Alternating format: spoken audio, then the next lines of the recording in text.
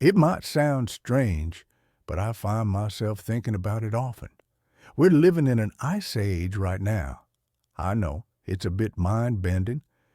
This ice age actually started about 2.6 million years ago, and technically, it hasn't ended. It's wild to consider that these massive transformations, these cycles of ice and thaw, are still shaping our world today. What's even more fascinating is this roughly 100,000-year rhythm. Like clockwork, massive ice sheets advance and retreat, then advance again. The question that always gets me is, why 100,000 years?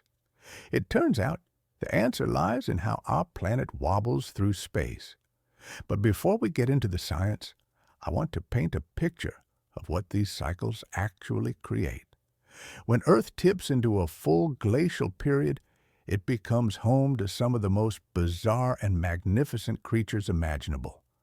Woolly mammoths, giant ground sloths, saber-toothed cats. This 100,000-year cycle literally shaped the evolution of life on Earth for millions of years. Then, about 10,000 years ago, most of these incredible animals just vanished. The cycle shifted, the ice melted, and suddenly the megafauna that had dominated the planet for hundreds of thousands of years couldn't make it. And we're still trying to figure out exactly why. Climate change, humans, or both? The debate continues. So let's break down this 100,000-year cycle.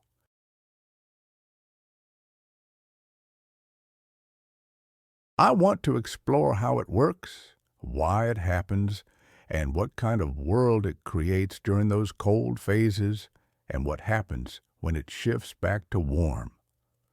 We'll meet the creatures that thrived in Ice Age conditions, learn how humans survived and adapted, and understand why it all came crashing down so recently. An Ice Age isn't just a cold period, it's an extended chunk of time, millions of years, where Earth's temperature drops enough that massive ice sheets and glaciers take over large portions of the planet's surface. And within any ice age, there are fluctuations. There are glacial periods where it's really frozen and interglacial periods where it warms up. We're in an interglacial period right now and have been for about 11,700 years. So when people say the Ice Age, they usually mean the last glacial period, which lasted from about 115,000 years ago to 11,700 years ago. That's when the ice sheets were at their biggest and the megafauna were running the show. During that last glacial period, the temperature was only about 6 degrees C, colder than today on average. 6 degrees doesn't sound like much, right? But we're not talking about 6 degrees in one spot. We're talking about 6 degrees worth of thermal energy being sucked out of the entire planet. All the oceans, all the land masses, the whole atmosphere. That's enough to completely transform the world. Huge ice sheets covered most of Canada and northern Europe.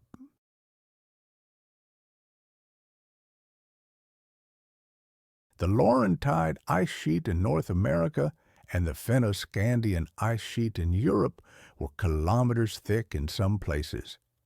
Because so much water was locked up in ice, sea levels dropped by over 100 meters. You could walk from England to France, stroll from Asia to Alaska, across what's now the Bering Strait. The coastlines were completely different, and the landscape was mostly tundra and cold grasslands, dry and wind-swept. Nothing like the forests we see today. What caused this? Why does Earth go through these dramatic swings every 100,000 years? The answer starts with a Serbian scientist named Milankovitch. Back in the early 1900s, he figured out something nobody else had really considered. What if ice ages weren't caused by anything happening on Earth? but by changes in Earth's position relative to the Sun. Earth's orbit isn't perfectly circular, it's slightly elliptical, and the shape of that ellipse changes over time because of gravitational pulls from other planets, mainly Jupiter and Saturn. Sometimes our orbit is more circular, sometimes it's more stretched out.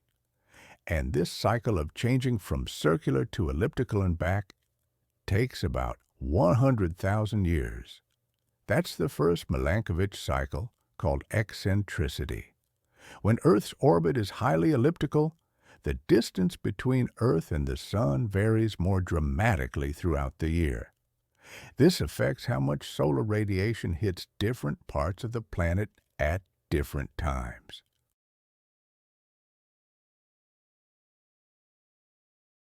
And here's the crucial part.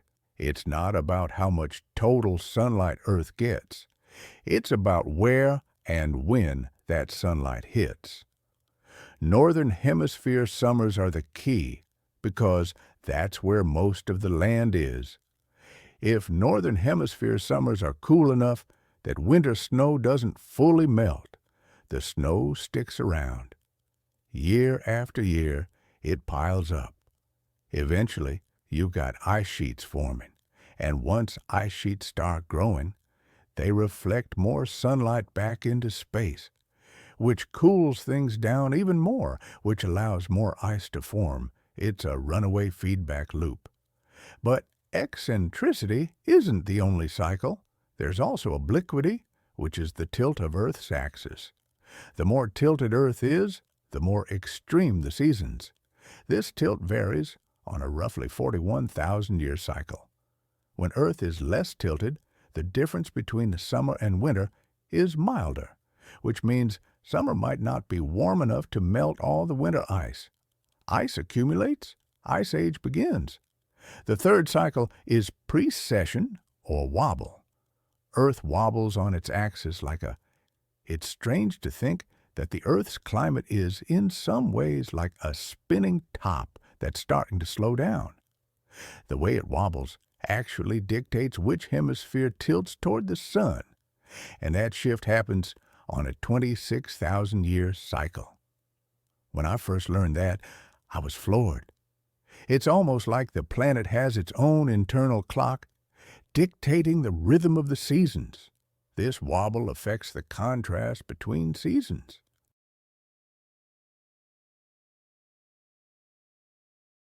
Right now, because of where we are in that cycle, the Northern Hemisphere experiences winter when Earth is closest to the Sun, making those winters milder than they would be otherwise.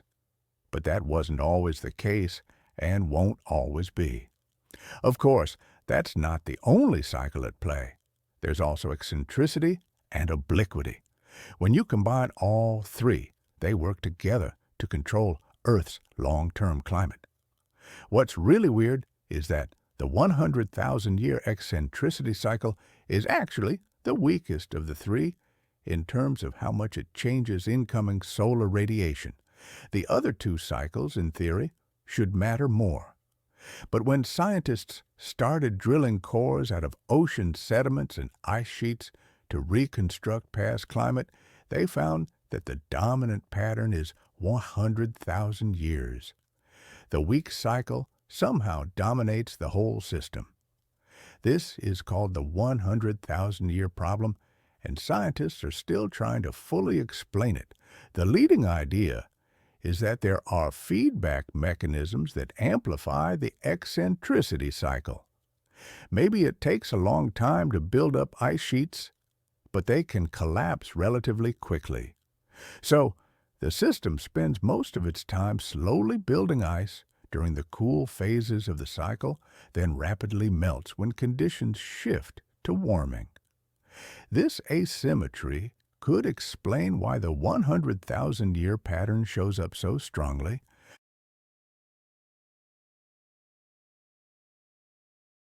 What we know is that for the past million years or so, Earth has been going through these 100,000-year climate cycles, slow buildup of ice over tens of thousands of years, then relatively rapid melting, then another slow buildup. And during the cold phases, the world became a stage for some of the most incredible animals ever to walk the planet. The megafauna, that's what we call them, and the word mega is no exaggeration. Some of these creatures weighed 4,500 kilohor or more.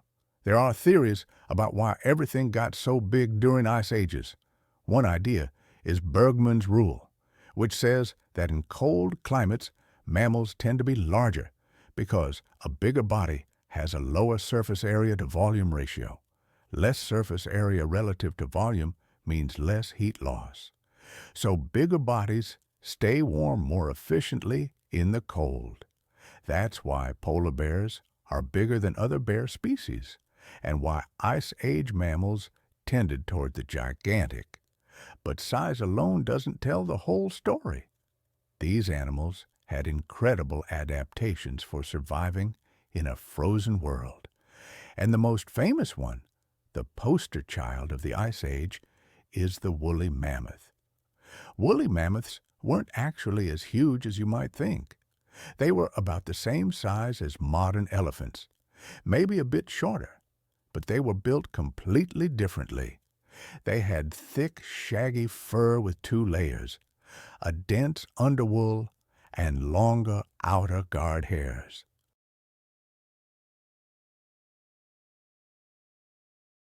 This coat could be up to a meter long in places and provided insulation so good that mammoths could handle temperatures of 40 degrees or colder. They also had small ears to minimize heat loss, unlike modern elephants with their big floppy ears used for cooling off. And they had a layer of fat up to 9 centimeters thick for extra insulation and energy storage. Their skulls were specially shaped too, with large sinus cavities that helped warm and humidify the cold, dry air before it reached their lungs. Breathing in super cold air can damage your lungs, so this was a crucial adaptation.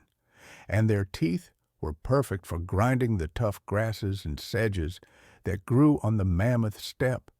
This unique cold grassland ecosystem that covered huge areas during glacial periods. As their teeth wore down, new ones would move forward from the back of the jaw. A mammoth would go through 6 sets of teeth in its lifetime. We know so much about mammoths because some have been found frozen in permafrost, almost perfectly preserved with fur, skin, and even stomach contents intact. Scientists have studied what they ate, extracted their DNA, and found that they had special hemoglobin variants that worked better in the cold, allowing their blood to deliver oxygen more efficiently in freezing temperatures. These animals were fine-tuned for Ice Age conditions. But mammoths weren't alone. The Ice Age world was packed with megafauna.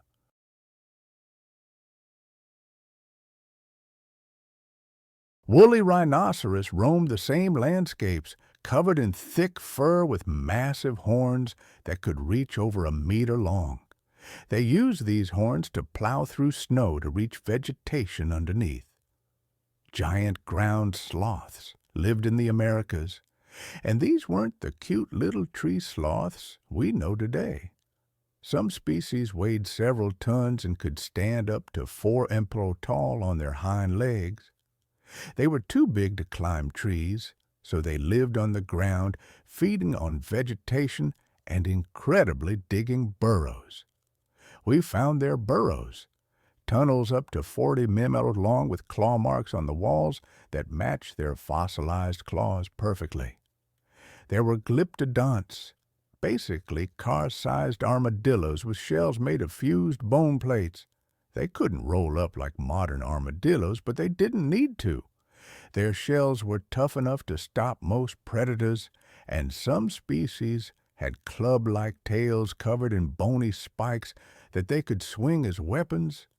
Recent studies suggest they might have been able to rear up on their hind legs, which means you could have had these armored tanks standing upright and swinging spiked clubs. That's both awesome and terrifying. And then there were the predators. Saber-toothed cats prowled the Americas with canine teeth up to 18 centimeters long, curved like daggers. They used these to deliver killing bites to the throat or belly of prey, causing massive bleeding. Cave lions in Europe and Asia were larger than modern lions.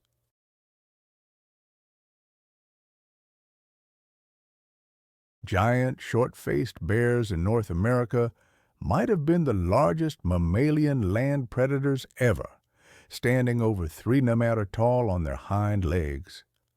Dire wolves hunted in packs and had more powerful jaws. I sometimes find myself wondering about the cycles that shape our planet, the rhythms of ice and warmth. Imagine a world dominated by giants, creatures perfectly adapted to crushing bone in a frozen landscape. For hundreds of thousands of years, these cycles repeated. Ice sheets growing, megafauna thriving, then melting, forests expanding, only to begin again. But something shifted about 11,700 years ago. The ice melted as it always had. Yet this time, most of the megafauna didn't survive. Within a few millennia, they were gone. And I'm still grappling with why the cycle that had sustained them for so long suddenly failed. Was it the speed of the warming? Or was it the rise of humans, finally possessing the technology and numbers to hunt these giants to extinction? Or perhaps a combination of both? Let's imagine the last glacial maximum, about 20,000 years ago. The 100,000-year cycle had reached its coldest point. Ice sheets were at their absolute peak, and the world was unrecognizable. Ice covered all of Canada, reaching deep into the northern United States, up to 3 kilometers thick in places. That's like stacking the Burj Khalifa, the world's tallest building, more than 3 times. But instead of steel and glass, it was solid ice covering an area the size of a continent.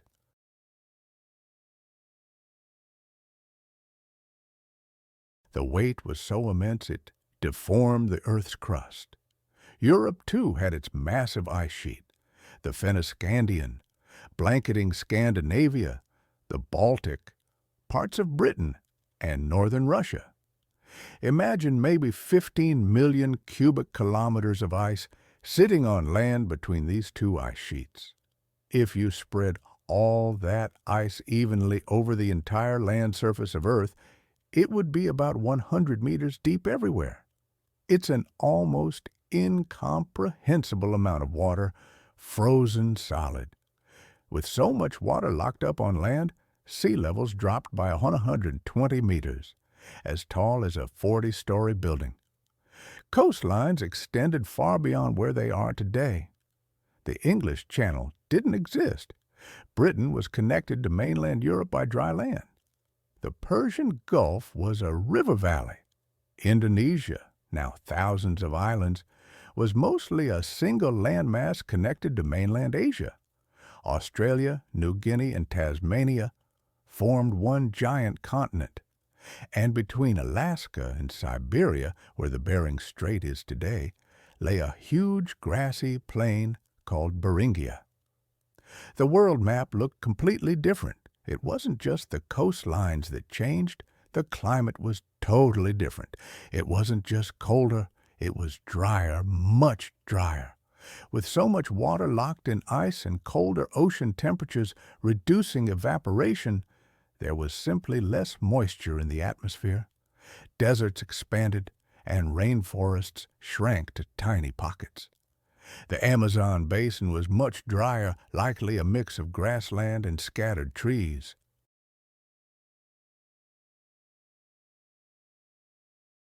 The Sahara was even bigger than it is today. Large parts of the world were covered in tundra or steppe, cold, dry grasslands with almost no trees. The ice sheets acted like giant refrigerators, generating cold, dense air that flowed off in powerful winds. These winds picked up dust and silt from the exposed ground and carried it hundreds or thousands of kilometers away. Some parts of China have dust deposits over 100 meters thick that accumulated during glacial periods. I can only imagine how incredible the dust storms must have been, blotting out the sun for days. This was the world at peak glaciation, harsh, cold, dry, and windswept. And yet, life not only survived here, it thrived. The megafauna weren't just barely scraping by. They were dominating these ecosystems, existing in numbers that probably matched or exceeded the density of large animals in Africa today. The mammoth steppe was the dominant ecosystem across huge swaths of the Northern Hemisphere. This was a type of grassland that doesn't really exist anymore, a unique mix of grasses, sedges, herbs, and low shrubs that could handle cold, dry conditions. And it supported enormous populations of large herbivores, mammoths, bison, horses, reindeer, all grazing together in huge herds. It must have been an incredible sight.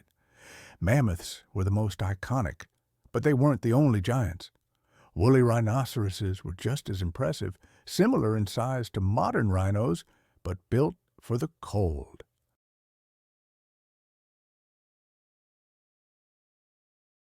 They had thick woolly coats and two horns. The front one, sometimes over a meter long, used to clear away snow and reach the vegetation underneath.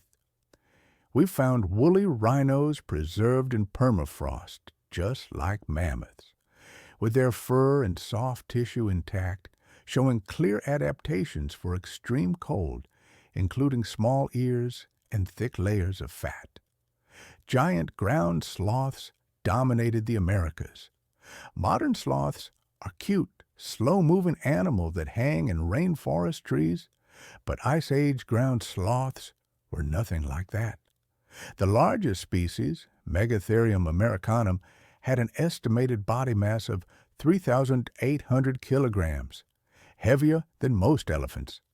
They could stand on their hind legs and reach heights of 4 meters or more. These were elephant-sized sloths, too big to climb trees, living on the ground and feeding on vegetation.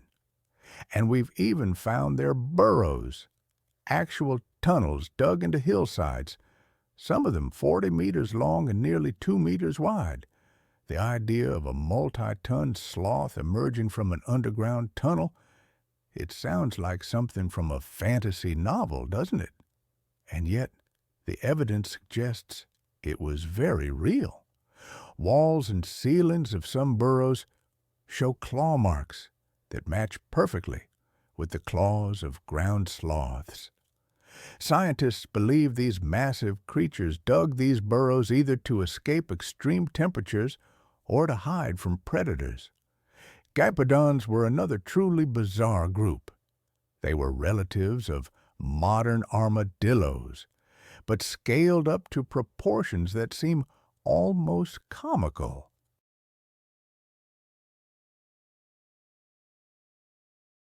These giants weighed up to 2 tons and lumbered around on elephant-sized legs. Their bodies were protected by shells made of hundreds of bony plates fused together, a bit like a turtle, but so much larger and heavier. Some of these shells were over 1.5 meters long, tough enough to stop almost any predator. And some Gypodon species even had tails covered in bony rings with spikes on the end.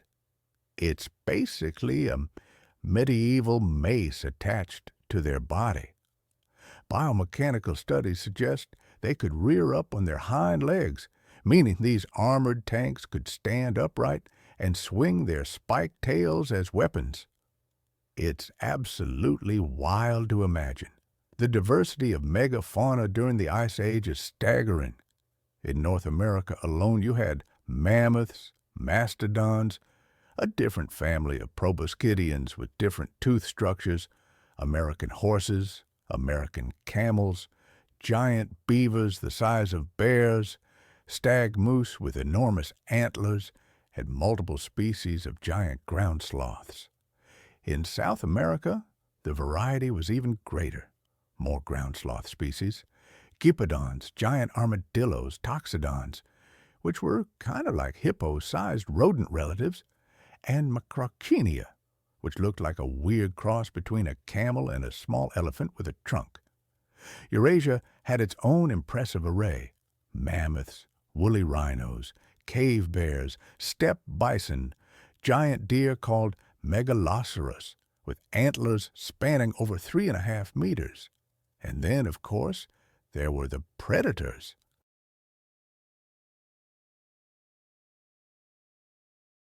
Wherever you have large herbivores, you're going to find large carnivores hunting them. Saber-toothed cats are probably the most famous Ice Age predator. Smilodon in the Americas had those incredible canine teeth, up to 18 centimeters long and flattened like blades. These weren't for crushing bone or gripping. They were precision-killing tools. Saber-tooths would use their powerful forelimbs to wrestle prey to the ground, then deliver a killing bite to the throat or belly, severing major blood vessels and causing rapid death from blood loss. The La Brea tar pits in California have preserved thousands of Ice Age animal bones, and saber-tooths are among the most common carnivores found there. This tells us they were successful predators, probably living in social groups like modern lions. And their prey wasn't small. They were taking down bison, young mammoths, horses, giant ground sloths, big, dangerous animals. Cave lions in Europe and Asia were larger than modern African lions and probably hunted similar prey. Cave bears, despite the scary name, were mostly herbivorous, but they were huge, up to half a ton, and their size alone made them formidable. Then there were giant short-faced bears in North America, which might have been the largest mammalian land predators ever to exist. These bears stood over 3 meters tall on their hind legs and may have weighed up to 800 kilograms.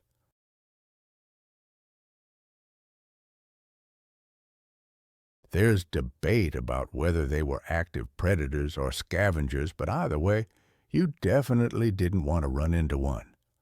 Dire wolves were another major predator, especially in the Americas. Real dire wolves, not the fantasy version. They were larger and more heavily built than modern gray wolves, with more powerful jaws designed for crushing bone. They hunted in packs and could take down prey much larger than themselves through coordinated attacks. The La Brea tar pits have yielded thousands of dire wolf fossils, more than any other carnivore, which suggests they were incredibly common. Even birds got in on the megafauna action. Teratorns were some of the largest flying birds ever, with wingspans over 3.5 meters. They probably soared on thermals like modern condors, searching for carrion.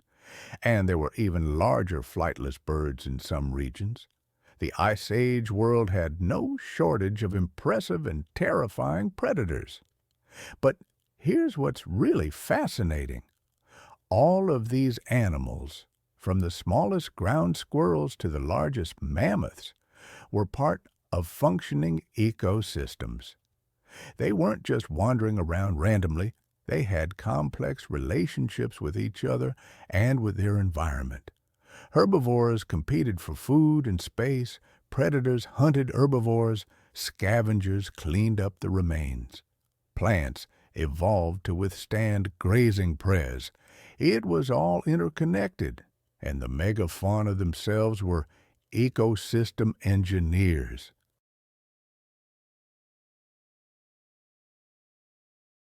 Mammoths, for example, didn't just eat grass. They knocked down trees, creating and maintaining open grasslands. They distributed nutrients across the landscape through their dung. They created trails and wallows. Their actions shaped the entire ecosystem. When you have animals that weigh several tons moving through an environment, they have a huge impact. Scientists have reconstructed these ancient ecosystems using multiple lines of evidence. Fossil assemblages tell us which animals lived together in the same places. Isotope analysis of bones and teeth tells us what they ate and what the climate was like. Ancient DNA can be extracted from permafrost sediments, even from sediments with no visible fossils, and this tells us which species were present. Cave paintings created by humans show what animals looked like and how they behaved.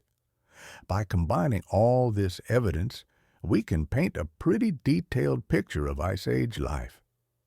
One thing that's become clear is that these ecosystems weren't static. They changed and shifted as the climate fluctuated. Even within a glacial period, there were shorter-term climate variations. Events called Dansgaard-Oeschger oscillations caused rapid warming spikes lasting decades to centuries, then rapid cooling again. Standing at the last glacial maximum, looking out over a landscape of ice sheets and cold grasslands, I can only imagine mammoths, rhinos, and giant sloths moving through it.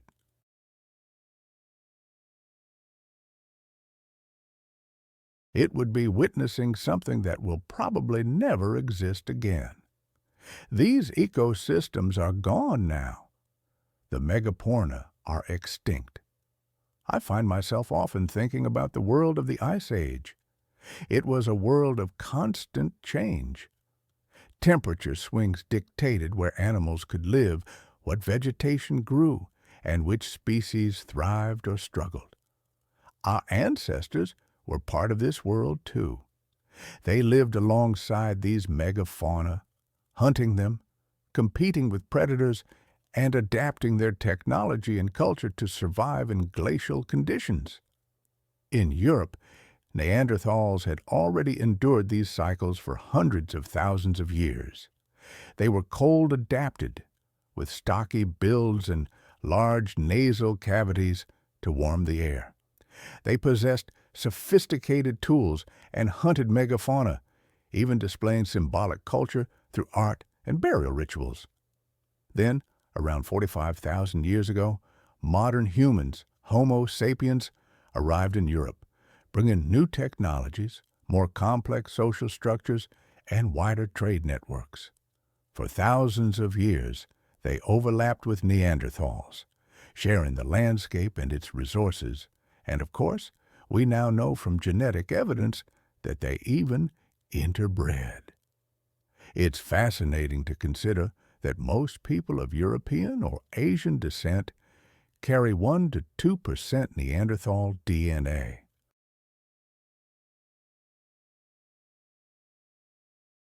In other parts of the world, modern humans were also adapting to Ice Age conditions and living alongside megafauna. In Asia, Australia, which humans reached at least 65,000 years ago, and eventually in the Americas. The interaction between humans and megafauna is one of the most debated topics in Ice Age research, one we'll dig into later. This lost world was a creation of a 100,000-year cycle. The cold phase created the conditions, and life adapted to fill every available niche. For hundreds of thousands of years, this pattern repeated. Cold phase, megafauna thrive, warm phase, forests expand, cold phase again, megafauna return. It was a rhythm that life on Earth had adapted to. But then, about 19,000 years ago, something started to shift. The orbital cycles were moving into a configuration that favored warming. Northern Hemisphere summers were getting stronger, and the ice sheets began to melt. What happened next would change everything. The transition from the last glacial period to our current interglacial was one of the most dramatic climate changes in recent Earth history. Caught in the middle of that transition were all these megafauna that had evolved to thrive in a frozen world, but most of them wouldn't make it through. We've talked about what these Ice Age giants looked like, but let's get into the details of how they actually lived. The more we learn about these animals, the more incredible they become. Some of the discoveries are genuinely surprising.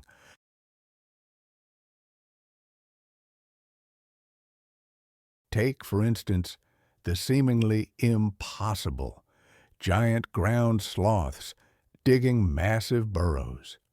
When scientists first found these tunnels in South America, particularly in Argentina near Mar del Plata, they weren't what made them. The burrows were huge, some reaching 5 to 6 meters below the surface, up to 1.8 meters wide and 40 meters long.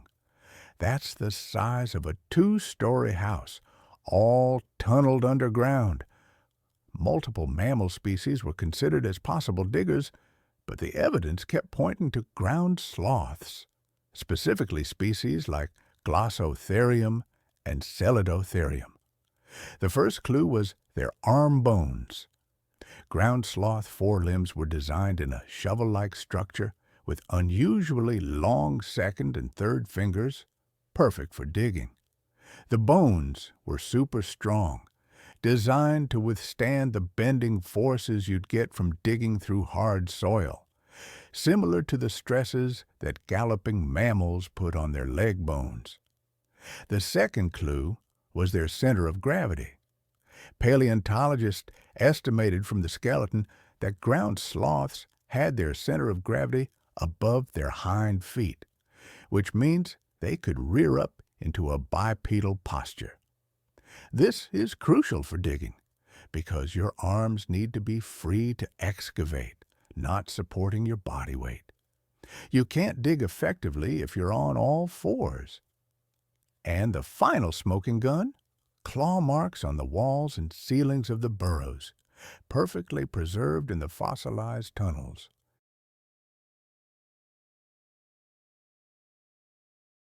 Scientists matched these marks to ground sloth hand skeletons, and they fit exactly. These sloths weren't just big. They were engineering huge underground structures while weighing 800 to 1,200 kilograms. It makes you wonder, why were they doing it? The leading theories are either temperature regulation or predator avoidance. Underground, temperatures are much more stable than on the surface. If you're trying to escape extreme heat or cold, a burrow makes sense. Or maybe they were hiding from predators like saber-toothed cats or giant short-faced bears. When you're big but not fast, going underground where predators can't easily follow you is a smart strategy.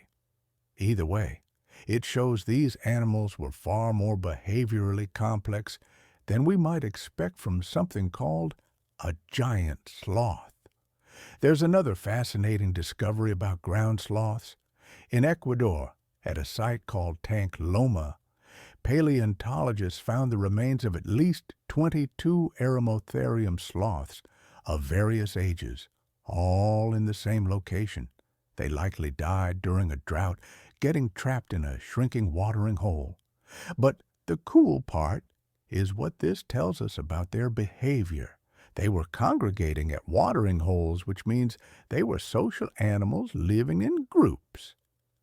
And they were probably wallowing in the water to escape heat and insects, similar to how hippos and rhinos behave today.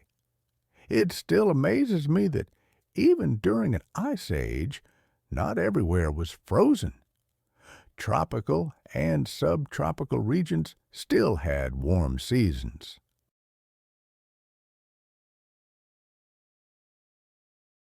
The climate was cooler and drier than today, but equatorial regions weren't buried under ice. Animals still needed ways to deal with heat. It's fascinating to consider that ground sloths in South America were likely using the same strategies that large African mammals use today to deal with the heat. The Ice Age wasn't uniformly frozen across the entire planet. And speaking of frozen, the mammoths, preserved in Siberian permafrost, continued to reveal an incredible amount. Some even have their last meals preserved in their stomachs. When scientists examined this material, they found grasses, sedges, herbs, flowers, and mosses, giving us a snapshot of the mammoth steppe ecosystem. But it gets even better. We've extracted DNA from these frozen specimens and sequenced entire mammoth genomes. The genetic analysis revealed some wild adaptations. Mammoths had variants of hemoglobin, the protein that carries oxygen in blood, that functioned better at cold temperatures. Normal hemoglobin doesn't release oxygen as efficiently when it's cold, which would be a problem for an animal living in freezing conditions. Mammoth hemoglobin had mutations that compensated for this, allowing their blood to deliver oxygen effectively even when their body tissues were cold.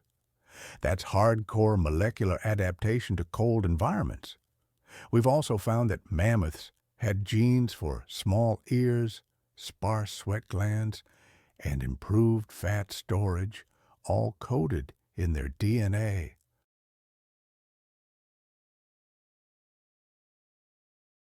Evolution didn't just change their external appearance, it rewired their physiology at the genetic level. And here's something kind of poignant.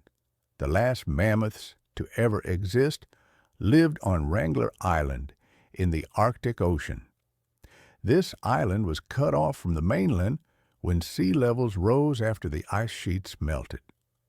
A population of around 500 to 1,000 mammoths survived there in isolation until about 4,000 years ago. That's after the pyramids of Giza were built. Mammoths and ancient civilizations overlapped in time. The last of these giants were still walking around on a remote Arctic island, while humans in Egypt were building monuments and developing writing. And then they went extinct, probably due to a combination of inbreeding, habitat degradation on their small island, and possibly climate change or human arrival. The end of an evolutionary line that had lasted for millions of years. Woolly rhinoceros are another species we know a lot about from frozen specimens. Like mammoths, they had thick woolly coats and were built for the cold. But their behavior was probably different based on their tooth wear and the isotopes in their bones. Scientists think woolly rhinos were more selective feeders than mammoths. While mammoths were bulk grazers, eating lots of whatever vegetation was available, woolly rhinos seemed to be pickier, probably using their horns to dig through snow to find specific plants they preferred.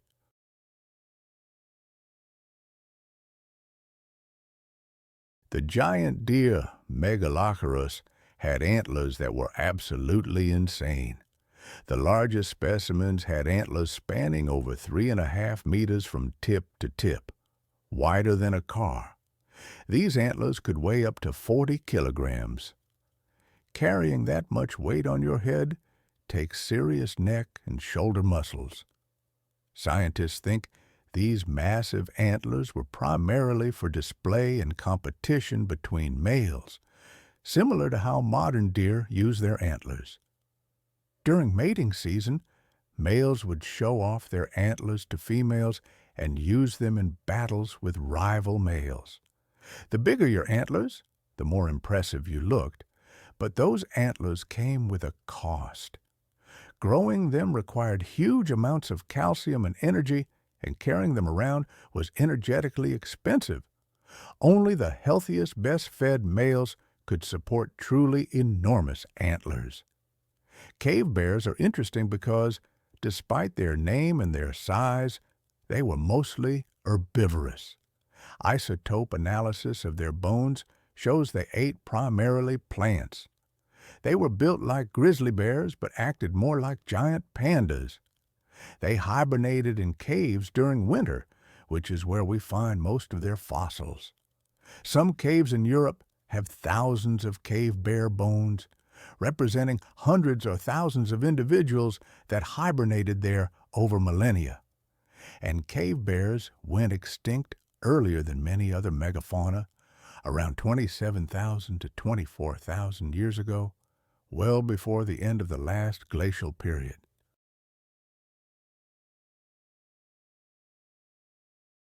The reasons aren't entirely clear, but it might have been related to competition with humans for cave space, climate changes affecting their food supply, or a combination of factors.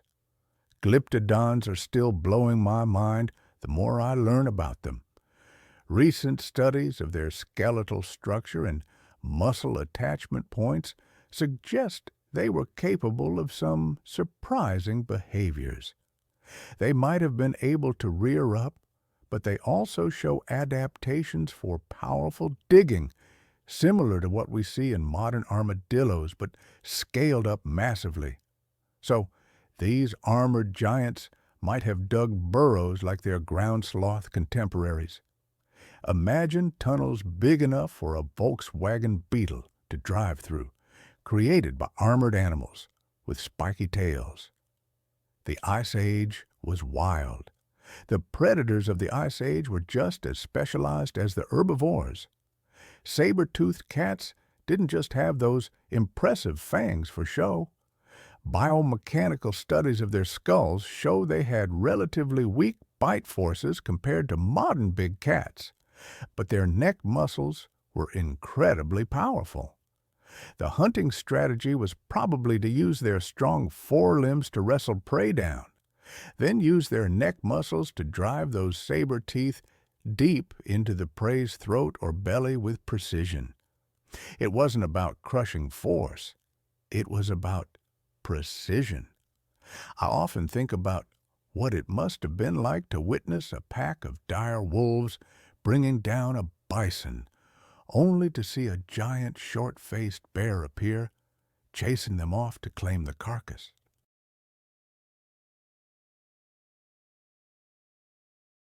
To imagine that drama playing out is humbling. It makes me realize just how much we've lost. Dire wolves, for example, were truly formidable. One good bite could sever major blood vessels, and the prey would bleed out quickly. We've learned so much about them from the La Brea tar pits, where thousands of individuals died over tens of thousands of years. They became trapped in the sticky asphalt while trying to scavenge animals that were already stuck. The fossils show interesting patterns, too. Many dire wolf specimens have broken teeth, healed fractures, and signs of arthritis, especially in older individuals. This suggests they lived in social groups that cared for injured or elderly members. A wolf with a broken leg or missing teeth couldn't hunt effectively on its own, but if the pack shared food, they could survive. The fossil evidence suggests dire wolves had complex social structures, much like modern wolves. Giant, short-faced bears, on the other hand, remain a bit mysterious. Were they primarily predators or scavengers? The evidence is mixed. Their long legs suggest they could cover long distances efficiently, which would be useful for scavenging, but their powerful jaws and teeth could definitely kill prey. Perhaps they were opportunistic, hunting when possible and scavenging when available. Their sheer size, potentially the largest mammalian land predator ever, suggests they could intimidate smaller predators and steal their kills.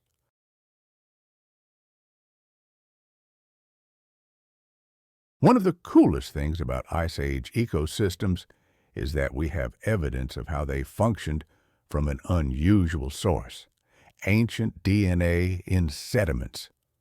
Even when there are no bones or visible fossils, DNA from animals can be preserved in frozen soil. Scientists have developed techniques to extract and identify this environmental DNA, and it's revealed which species were present in different places at different times. This has filled in gaps in the fossil record and shown us that Ice Age ecosystems were even more diverse than we realized. For example, we now know that horses were present in areas where we don't have horse fossils, because we found horse DNA in the soil. We've identified plants that grew in certain regions by finding their pollen and DNA. We can even tell what the climate was like by looking at which species of plants and insects were present. It's like reading an ancient ecological record written in genetic code. Humans were observing and interacting with all of this megafauna, and they left records of what they saw. Cave art from sites like Lascaux in France and Chauvet Cave shows remarkably accurate depictions of Ice Age animals. The artists painted mammoths, woolly rhinos, bison, horses, cave lions, and more. These paintings aren't crude stick figures. They're sophisticated artworks showing animals in motion, using the natural contours of cave walls to create three-dimensional effects.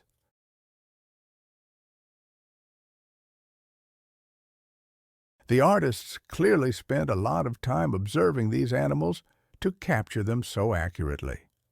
Some cave paintings even show details like fur patterns, seasonal coat changes, and behavioral poses. There's a famous painting of a woolly rhino that clearly shows its thick fur and the way it held its head. There are paintings of mammoths that show their characteristic domed heads and long tusks. These artworks are our direct visual record of what Ice Age megafauna looked like, created by people who saw them alive. Humans also left behind butchered animal bones showing clear-cut marks from stone tools, mammoth bones with spear points embedded in them, campsites with hearths surrounded by the remains of horses, bison, and reindeer. The archaeological record proves that humans hunted megafauna and relied on them for food, materials for tools and clothing, and fat for fuel. Mammoth ivory was carved into art objects and tools. Hides were used for clothing and shelter. Bones were used to build dwelling structures in areas with scarce wood. Every part of these animals was utilized. But humans weren't just passive observers or simple hunters. There's evidence that humans might have used fire to manage landscapes, creating and maintaining the open grasslands that megafauna depended on. By burning vegetation regularly, humans could prevent forests from encroaching on grasslands, keeping habitats open for the large herbivores they hunted.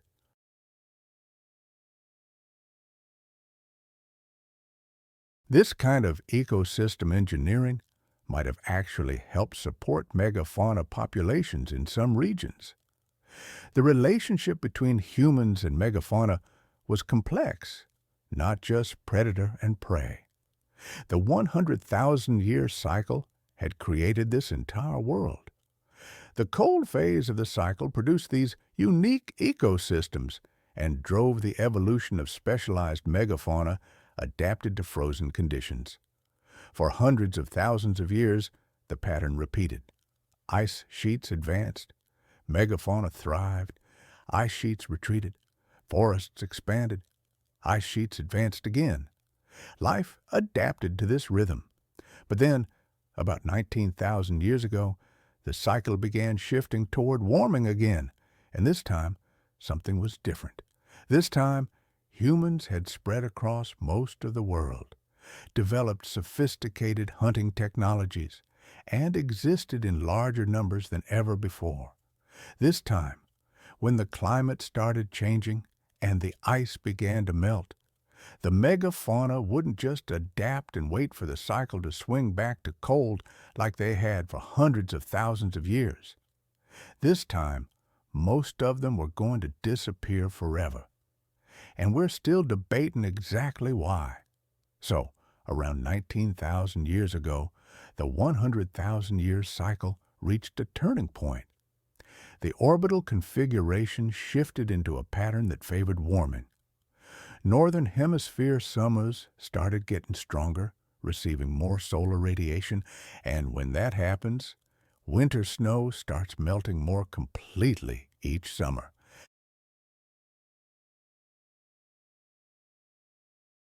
Ice sheets stop growing and begin their long retreat. The transition from glacial to interglacial conditions was underway, but deglaciation isn't a smooth process. It's messy. It happens in fits and starts. There are sudden collapses, temporary reversals, and periods of rapid change, things that would have been noticeable within a single human lifetime. And this very messiness is what makes understanding the extinction of the megafauna so complicated. The first major pulse of melting kicked off around 19,000 years ago and continued for several thousand years. Sea levels began to rise as the ice sheets melted, pouring water back into the oceans. During one period, meltwater pulse 1A, around 14,600 years ago, sea levels rose by roughly 20 meters in less than 500 years. Now, 20 meters might not sound huge, but that's enough to flood vast coastal areas, submerge land bridges, and completely transform coastlines. All that water had to come from somewhere, and it came from collapsing sections of the great ice sheets. The Laurentide ice sheet, that massive dome of ice covering Canada, began breaking apart. The Fennoscandian ice sheet in Europe did the same. As they melted, they left behind a landscape that had been compressed under kilometers of ice for thousands of years. The land was scraped clean, covered in glacial till, dotted with lakes, formed in depressions carved by ice.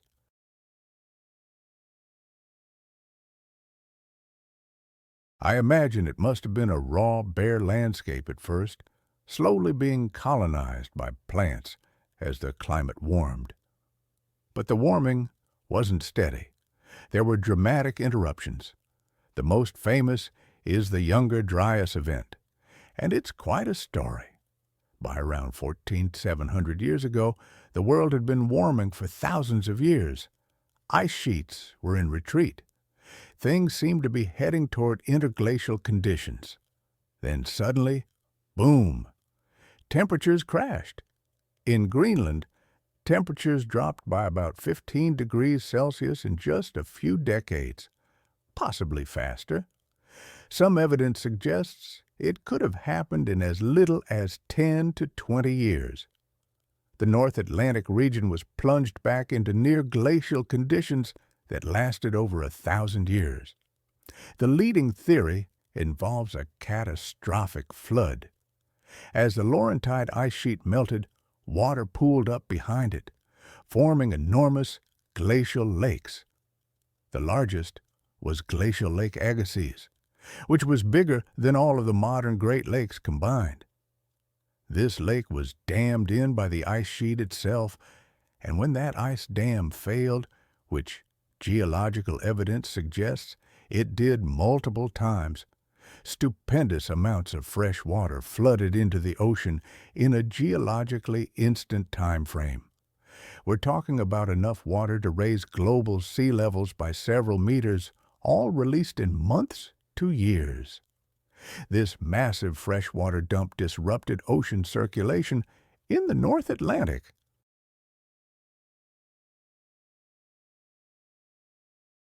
There's this ocean circulation pattern called the Atlantic Meridional Overturning Circulation, or AMOC.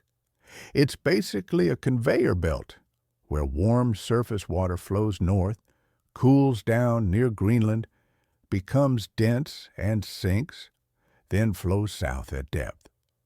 This circulation transports enormous amounts of heat from the tropics to the Northern Hemisphere, but fresh water is less dense than salt water. When you dump a huge amount of fresh water into the North Atlantic, it floats on top and prevents the normal sinking of cold, dense water. This can slow down or shut down the AMOS. And when the AMOS stops, the Northern Hemisphere stops receiving that massive heat transport from the tropics. Temperatures crash, and you're back to near glacial conditions. The Younger Dryas had effects far beyond the North Atlantic. Climate patterns shifted across the globe. Some regions got drier, others wetter, temperatures changed, and this had huge impacts on ecosystems and the animals living in them. For megafauna that were already stressed by changing habitats as the climate warmed and forests expanded, the Younger Dryas cold snap might have provided a temporary reprieve, but it also added instability to an already unstable situation. It had major impacts on human societies, too.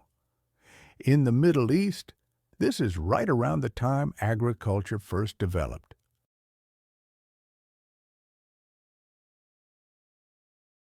Some scientists think the climate stress of the Younger Dryas might have pushed hunter-gatherer groups to start deliberately cultivating plants as a way to end food security when wild resources became unreliable.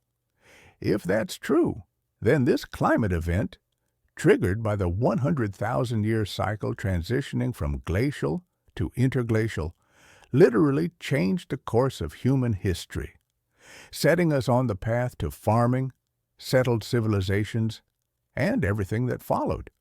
But eventually, around 11,700 years ago, the Younger Dryas ended, and it ended just as abruptly as it started. Temperatures spiked upward again. In some regions, temperatures rose by 10 degrees Celsius or more in just a decade or two. That's mind-bogglingly fast for natural climate change. The AMOS kicked back into gear. Heat flooded northward again. Ice sheets resumed their collapse, and this time there was no going back. The transition to full interglacial conditions was complete. We call this the beginning of the Holocene, our current geological epoch, and it marks the end of the last glacial period. For the megafauna, this was catastrophic.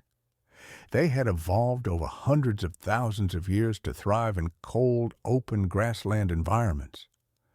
But as the Holocene began, those environments were disappearing. The mammoth steppe, that unique ecosystem of cold grasslands that had supported enormous populations of large herbivores, was transforming. Forests were expanding. Grasslands were shrinking.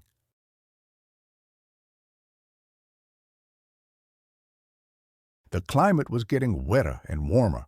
For animals adapted to cold and dry conditions, this was a crisis. The extinctions came fast. In North America, most megafauna disappeared between about 13,000 and 11,000 years ago.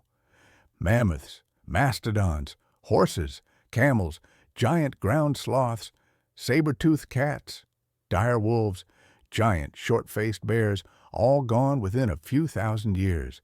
That's 70 to 80% of large mammal species just vanished. It's called the Quaternary Extinction Event, and it was utterly devastating. Giant ground sloths vanished from South America. Native horses and camels disappeared.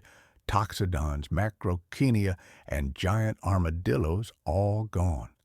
It swept through the Americas like wildfire. Europe suffered similar losses. Woolly mammoths disappeared from most of their range, holding on in isolated pockets like Wrangler Island. Woolly rhinos vanished. Cave lions died out. Giant deer were no more. The megafauna that had dominated Europe during the Ice Age were gone or severely reduced. Australia had already lost most of its megafauna earlier, between about 50 and 40,000 years ago. Giant wombats, enormous kangaroos, massive flightless birds, even a marsupial lion, all disappeared. The timing in Australia seems to coincide more with human arrival than with the last deglaciation. This adds another piece to the puzzle. So, what killed them? This is a question that's been debated for decades, and honestly, it's still not completely settled.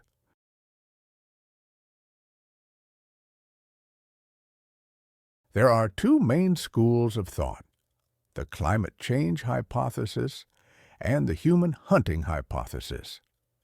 The truth is probably a combination of both, with the relative importance varying by region and species. The climate change hypothesis argues that the rapid warming and ecosystem transformation was more than these animals could handle. Megafauna had evolved for cold, open habitats. When those habitats disappeared in just a few thousand years, they couldn't adapt fast enough.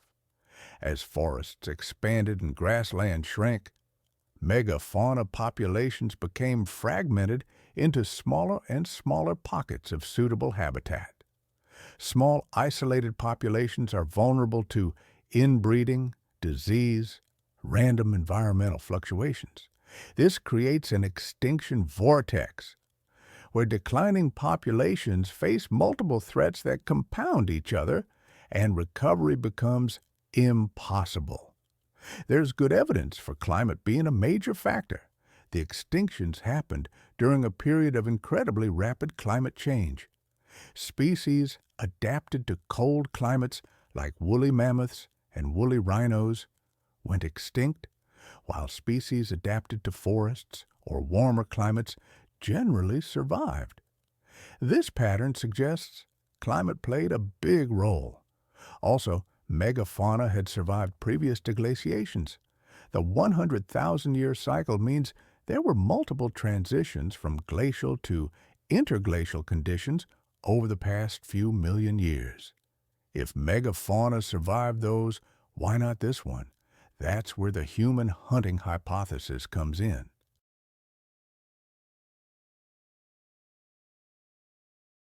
Modern humans had spread across most of the world by the end of the last ice age.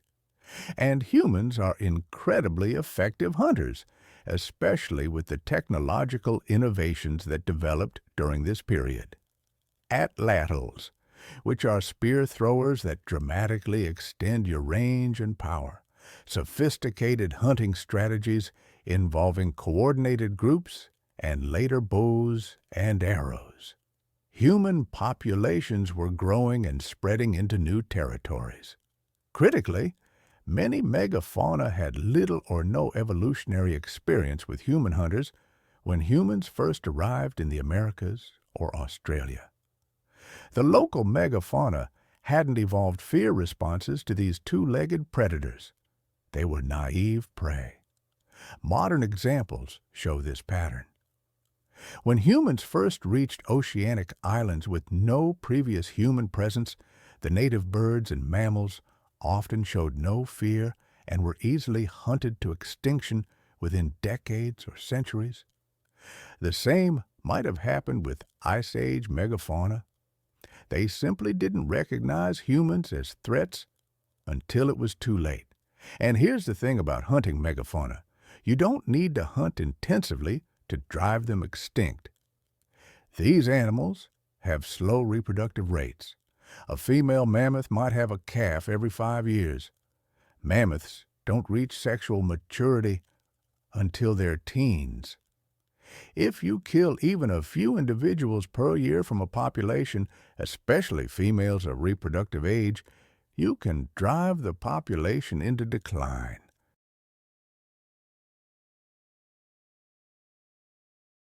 Mathematical models show that even very low-intensity hunting, killing just a few % of the population per year, can drive large-bodied animals extinct over centuries to millennia. And we know humans hunted megafauna We've found butchered mammoth bones at human sites, spear points embedded in mammoth ribs, kill sites where multiple animals were driven off cliffs or into traps and then butchered, cave paintings showing hunting scenes. The evidence is undeniable that humans hunted these animals. The question is whether hunting alone could cause extinctions or whether it was just the final straw for populations already struggling with climate change. The timing is really suspicious in many regions. In North America, the extinctions coincide almost exactly with the expansion of Clovis culture, a group of humans with particularly effective hunting technology. Clovis points, these distinctive spear points, are found at sites with butchered mammoth remains. Within a few thousand years of Clovis people spreading across North America, the megafauna were gone. That's awfully coincidental timing.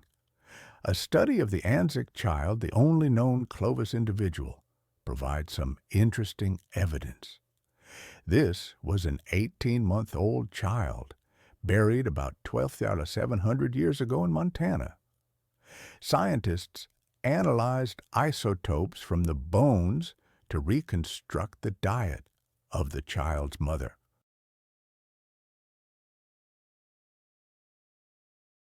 And they found that mammoth contributed around 40% of the maternal protein diet, similar to the diet of specialized mammoth predators, like scimitar cats. This suggests Clovis people were heavily targeting mammoths, possibly as specialized mammoth hunters, but we need to be careful not to overinterpret. The Anzac child is one individual. We can't say all Clovis people had the same diet or hunting for the disappearance of the Ice Age giants. It's a story I find myself returning to again and again. Could such small human populations have really hunted mammoths to extinction across an entire continent? Some scientists remain skeptical, and I admit the question lingers in my own mind as well. The extinction pattern itself is a puzzle. Some species vanished early, while others held on. The mammoths on Wrangel Island, for instance, survived until about 4,000 years ago, thousands of years after their mainland cousins disappeared. Cave bears went extinct even before many other species. Dire wolves vanished, yet gray wolves persisted. Bison, despite being hunted extensively, also managed to survive. Why some species made it while others didn't is still being unraveled. What's clear is that the combination of climate change and human press proved deadly. Climate change stressed these megafauna populations by fragmenting their habitats and reducing their food supply.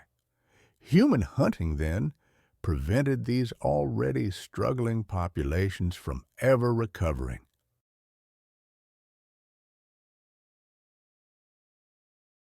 Together, these factors created a perfect storm that most megafauna simply couldn't weather, and there may have been indirect effects, too.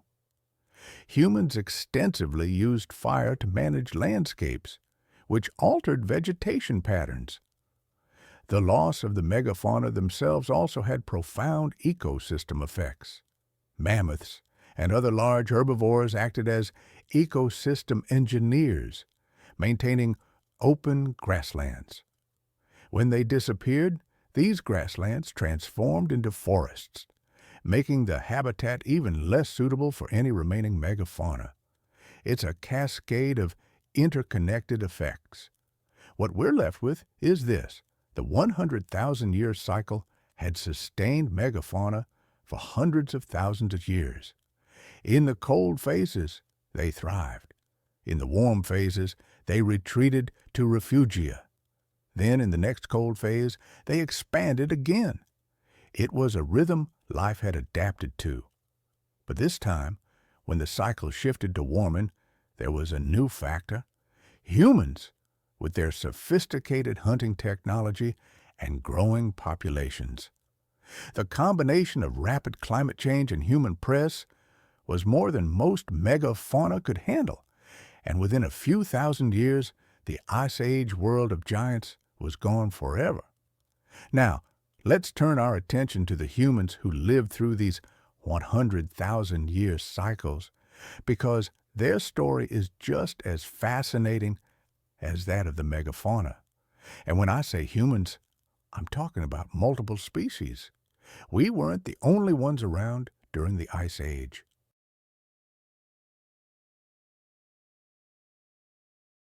Neanderthals were already well established when our ancestors arrived, and they deserve far more credit than they often receive. Neanderthals were, in a very real sense, the original Ice Age survivors.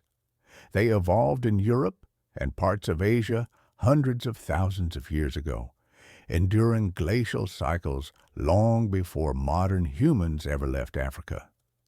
They weren't some brutish, primitive dead end.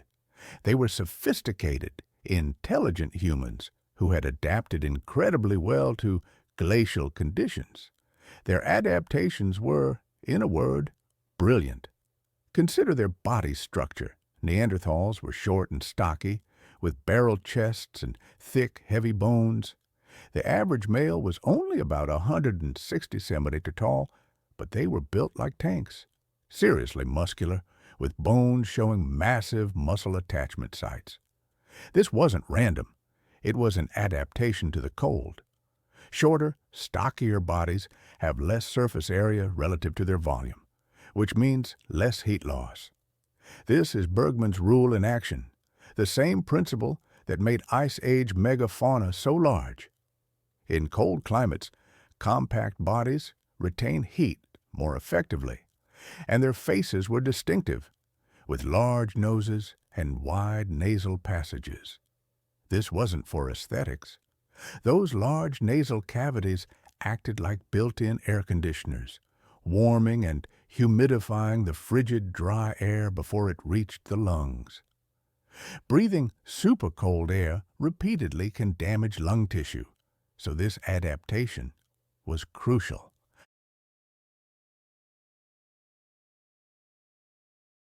It's the same adaptation we see in woolly mammoths, with their enlarged sinuses. Different species, but the same solution to the same problem. Convergent evolution at work. But physical adaptations only tell part of the story. Neanderthals also possessed sophisticated culture and technology.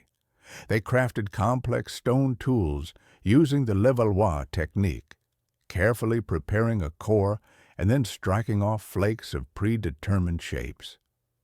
This requires planning and mental visualization. You have to see the finished tool in your mind before you even begin working the stone. They also made wooden spears, carefully shaped and balanced, with tips hardened by fire. Some of these spears have been found preserved in German peat bogs, and they're beautifully crafted. And Neanderthals hunted big, dangerous game. We found Neanderthal sites with bones of bison, reindeer, wild horses, even woolly rhinoceros and mammoth. These weren't scavenged carcasses. The bones show clear butchery marks made with stone tools while the meat was fresh. Neanderthals were actively hunting animals that could easily kill them if the hunt went wrong. That requires coordination, communication, planning, and courage. They use fire extensively and effectively, not just for warmth and cooking, but also for making complex adhesives.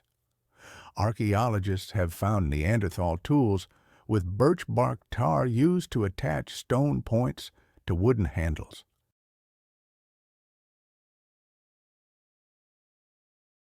Making birch bark tar requires heating birch bark in the absence of oxygen at specific temperatures. This is a multi-step process that demands technical knowledge and careful control. You can't simply stumble into figuring this out. They understood the process and could replicate it reliably. Even more impressively, Neanderthals had symbolic culture. They created ornamental objects, pierced shells, and eagle talons that were apparently worn as jewelry. They used pigments, possibly for body painting or decorating objects or cave walls, and they buried their dead, sometimes with what appear to be grave goods or in deliberate postures. There's a famous burial at Shanidar Cave in Iraq that includes evidence that might suggest flowers were placed in the grave, though that's still debated. The question that haunts me is this: if Neanderthals were so capable, so well adapted, why did they disappear? The last of them died out around 40,000 years ago. Modern humans, spreading from Africa and the Middle East, were definitely here by then. It feels suspicious. Did we outcompete them, absorb them through interbreeding, kill them off? Or was it something else entirely? The intentional burial of their dead shows that Neanderthals thought about death and had rituals. That's deeply human. They even created art. In Spanish caves, abstract geometric patterns and hand stencils date to times when only Neanderthals were present.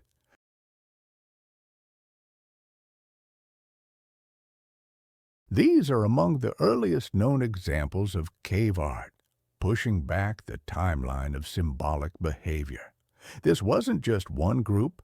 Similar markings are at multiple sites, suggesting it was broader Neanderthal culture. The genetic evidence is clear. Neanderthals and modern humans interbred. If you're of European or Asian descent, you probably carry 1 to 2% Neanderthal DNA. It might not sound like much, but it proves our ancestors and Neanderthals had children together, children who survived and had their own children. Some Neanderthal genes are still with us today, including variants that affect immune function, skin, hair, even susceptibility to certain diseases. So, at some level, Neanderthals didn't completely go extinct. They were absorbed into the modern human gene pool. But as a distinct population with their own culture and identity, Neanderthals didn't survive. One major factor was probably demographics. Modern human populations seem to have been larger and more widespread. When two populations compete for the same resources, the one with more individuals usually wins through sheer numbers. Even if individual Neanderthals were just as capable as individual modern humans, if they were outnumbered 10 to 1, they'd eventually be swamped. Modern humans also seem to have had some technological advantages. While Neanderthals made excellent tools, modern humans developed more diverse and specialized tool kits.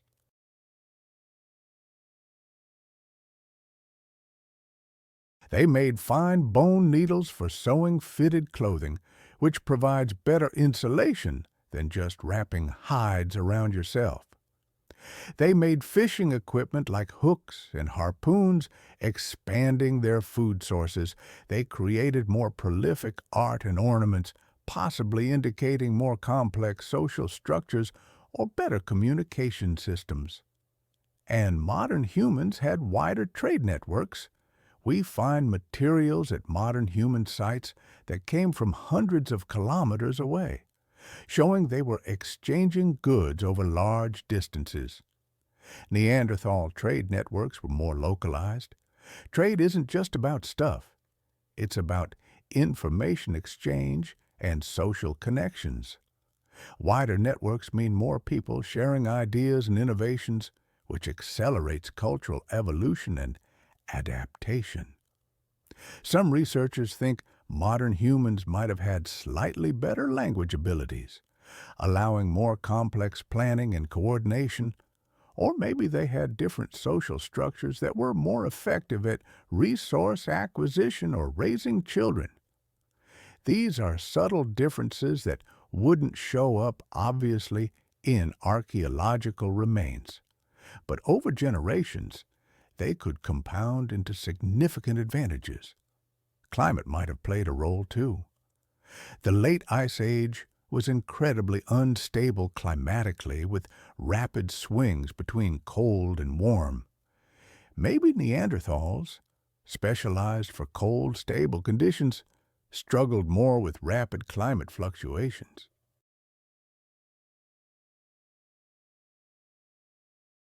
Modern humans coming from Africa, which had its own climate variability, might have been more adaptable to changing conditions. But this is speculative. We don't really know. What's clear is that by 40,000 years ago, Neanderthals were gone, and modern humans were the only human species left in Europe. And modern humans were spreading everywhere, adapting to every environment Earth had to offer. By the end of the last glacial period, humans had reached every continent except Antarctica. And they'd done it while surviving the 100,000-year cycle at its most extreme phase. Modern humans developed an impressive array of technologies during the late Ice Age. Projectile weapons were a game-changer. Early humans used thrusting spears that required getting close to prey, dangerous when you're hunting mammoth. Then they invented the atlatl, a spear thrower that acts as a lever arm to dramatically increase throwing range and power. Suddenly, you could attack from tens of meters away, much safer.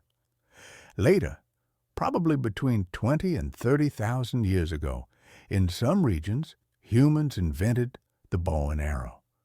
This was huge. Arrows are faster and more accurate than atlatl darts. You can carry more ammunition. You can hunt smaller, faster animals more effectively. The bow might be one of the most important technological innovations in human history. It fundamentally changed how humans could acquire food and defend themselves. Hunting strategies became more sophisticated, too.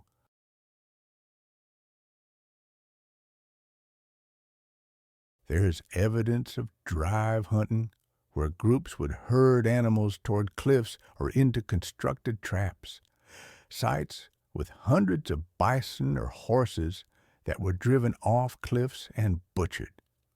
This requires serious coordination among large groups of people. You need scouts, drivers, people positioned at the cliff to finish off injured animals, butchers, all working together with precise timing. It's complex social behavior that requires communication and planning. Fishing also became important. Humans developed harpoons, fish hooks made from bone, nets, and we opened up aquatic resources. I often think about those cave paintings in France, at Lascaux and Chauvet. They're not crude drawings at all. They're sophisticated, dynamic images of animals, rendered with incredible skill and accuracy. It's easy to forget how much Ice Age humans were capable of. They also relied heavily on fishing, especially in coastal and river areas. It was a relatively low-risk food source compared to hunting mammoths. Coastal sites reveal intensive use of fish and shellfish, with enormous shell middens representing thousands upon thousands of meals. Clothing technology also improved dramatically. Those bone needles that appear around 40,000 years ago were for sewing fitted clothing with sleeves and clothes. If you've ever tried staying warm by just wrapping animal hides around yourself, you know it's not very effective. Fitted clothing is way better at trapping body heat.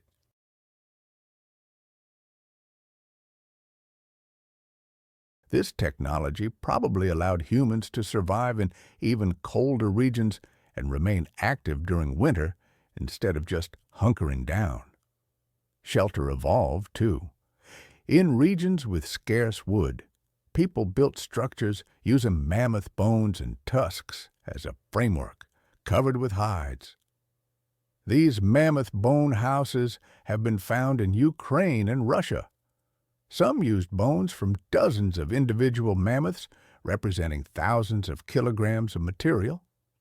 These were substantial dwellings, not temporary camps. People were investing serious effort into creating comfortable, long-term living spaces. Beyond mere survival, Ice Age humans created stunning artwork. The artists used the natural contours of cave walls to create three-dimensional effects. They mixed pigments to achieve different colors. They understood techniques like shading and perspective. Some paintings show animals in motion, running or fighting, capturing movement in a static image. It wasn't just cave paintings either. People carved figurines from ivory, bone, and stone. The Venus figurines, stylized female forms found across Europe, date to this period. Some have elaborate details like hairstyles or clothing carved into them. People made musical instruments, flutes carved from bird bones or mammoth ivory. They created elaborate burials with grave goods, including thousands of ivory beads sewn onto clothing.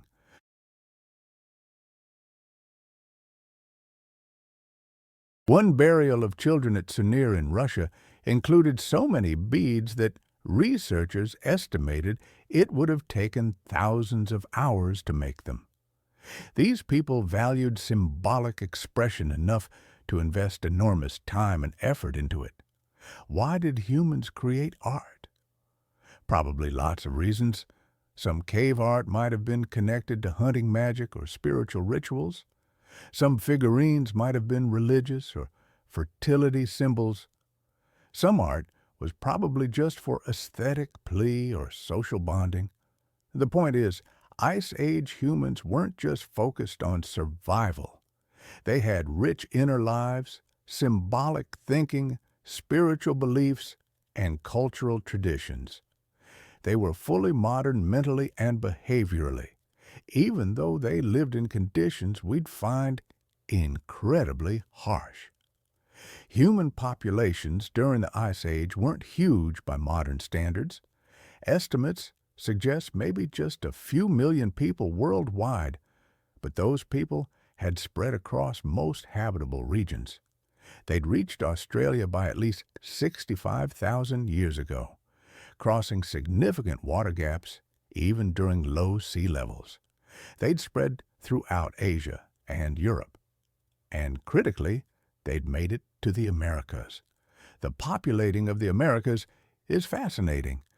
During peak glaciation, when sea levels were low, the Bering Land Bridge connected Asia and North America. But this wasn't just a narrow strip. Beringia was a vast region, probably thousands of kilometers wide, with its own ecosystems.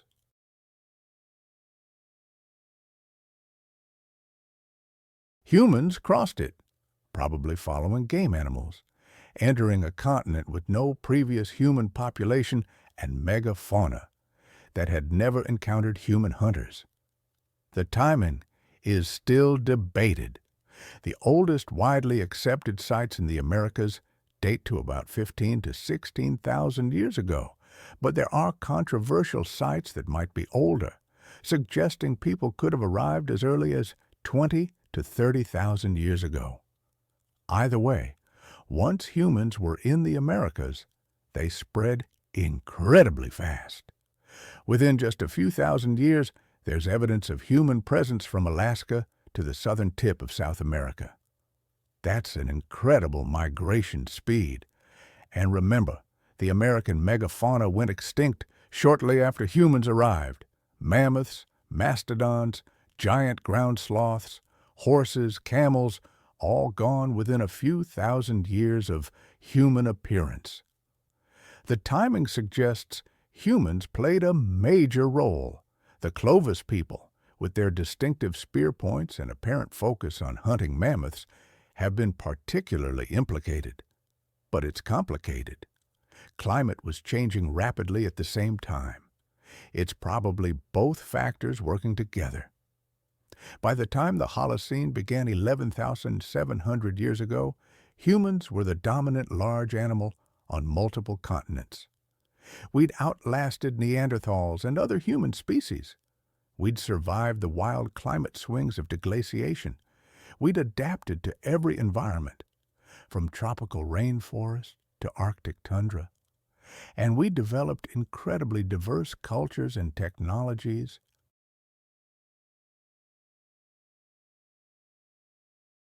Despite being one species genetically, humans showed cultural diversity that no other species has ever matched. This set the stage for what came next, the development of agriculture and the rise of civilization. But that's a different chapter in the story.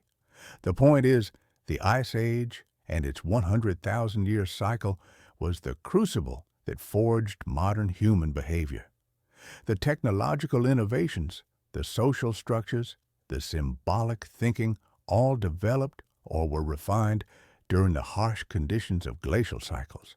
We are, in a very real sense, products of the Ice Age. Our success as a species was built on adaptations to a frozen world, and now that world is gone, melted away as the cycle shifted to its warm phase.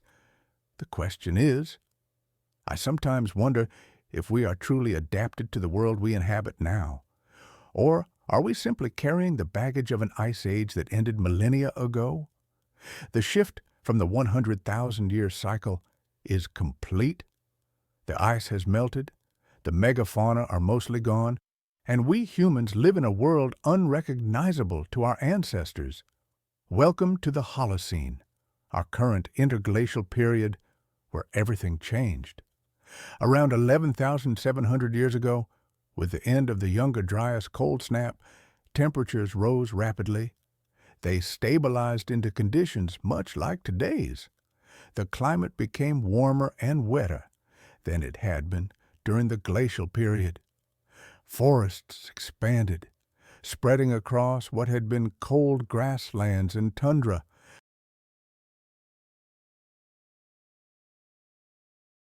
Sea levels continued to rise as the last major ice sheets melted, flooding the coastlines and creating the geography we recognize. The transformation was dramatic and relatively fast.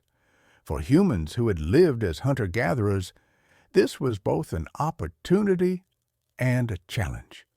Warmer temperatures meant longer growing seasons, more diverse vegetation, and a more predictable climate. But the megafauna they had hunted were disappearing. Those massive herds of mammoth, bison, and horses, once reliable food sources, were gone or going extinct. Humans had to adapt their subsistence strategies quickly or face dire consequences. In some regions, people turned to fishing and gathering shellfish. Coastal sites from this period show enormous shell middens and fish bone deposits. The ocean was stable and productive, providing a reliable food source. In other regions, people focused more on smaller game like deer, rabbits, and birds, supplemented with gathered nuts, seeds, roots, and berries. These strategies require different hunting techniques than megafauna hunting. You can't drive deer off cliffs effectively. You need different tools, different strategies. But in a few special regions, something revolutionary happened. People started deliberately planting and cultivating wild plants. This was the beginning of agriculture, and it changed everything about human society. The first clear evidence of agriculture appears in the Fertile Crescent of the Middle East around 11 to 10,000 years ago.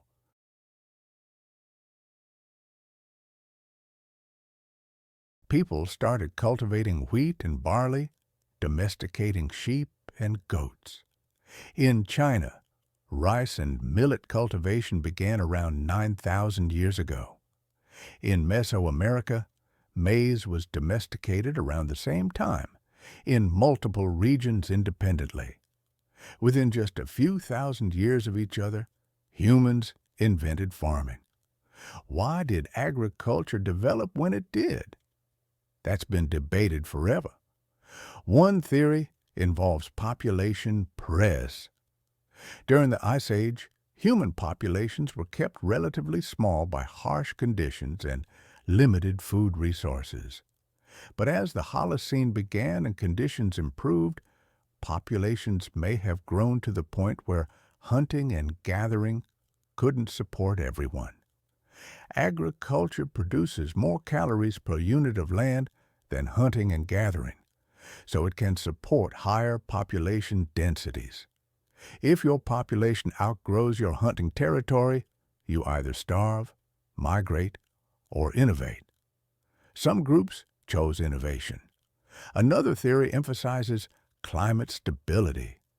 Agriculture requires planning for the future. You plant seeds and wait months for harvest. This only makes sense if you can reasonably predict that conditions will remain suitable for plant growth. During the wildly fluctuating climate of the late Ice Age, with events like the Younger Dryas, that wasn't a safe bet. But during the Holocene, climate became more stable and predictable. You could plant in spring and be reasonably confident summer would come and your crops would mature.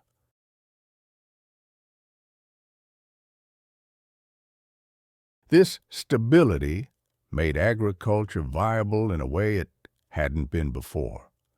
There's also a theory that the Younger Dryas specifically triggered agriculture in the Middle East. The idea is that hunter-gatherers in the Fertile Crescent had developed semi-sedentary lifestyles during the warm period before the Younger Dryas, living in villages and intensively harvesting wild grains. Then the Younger Dryas hit, and those wild grains became less productive. To maintain their lifestyles and avoid starvation, people started actively cultivating the grains, selecting for varieties that produced more food. When the Younger Dryas ended, they were already farming and just continued. Whatever triggered it, agriculture spread rapidly once it started, and it came with a massive package of changes to human society. You can't be nomadic and farm effectively. You need to stay in one place to tend crops and protect them from animals and thieves. So agriculture led to permanent settlements, villages that grew into towns and eventually cities. These settlements required new forms of social organization. Who controls the land? How do you store surplus food? How do you defend your settlement? How do you resolve disputes? Agriculture also changed human diets dramatically, and not always for the better. Hunter-gatherers typically had diverse diets with lots of protein and varied nutrients from many plant and animal sources.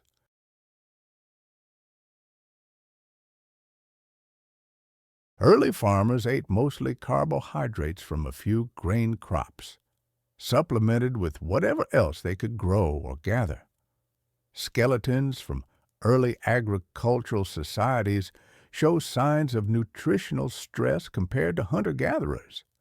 More cavities from all the starchy foods, shorter average stature, diseases associated with dietary deficiencies.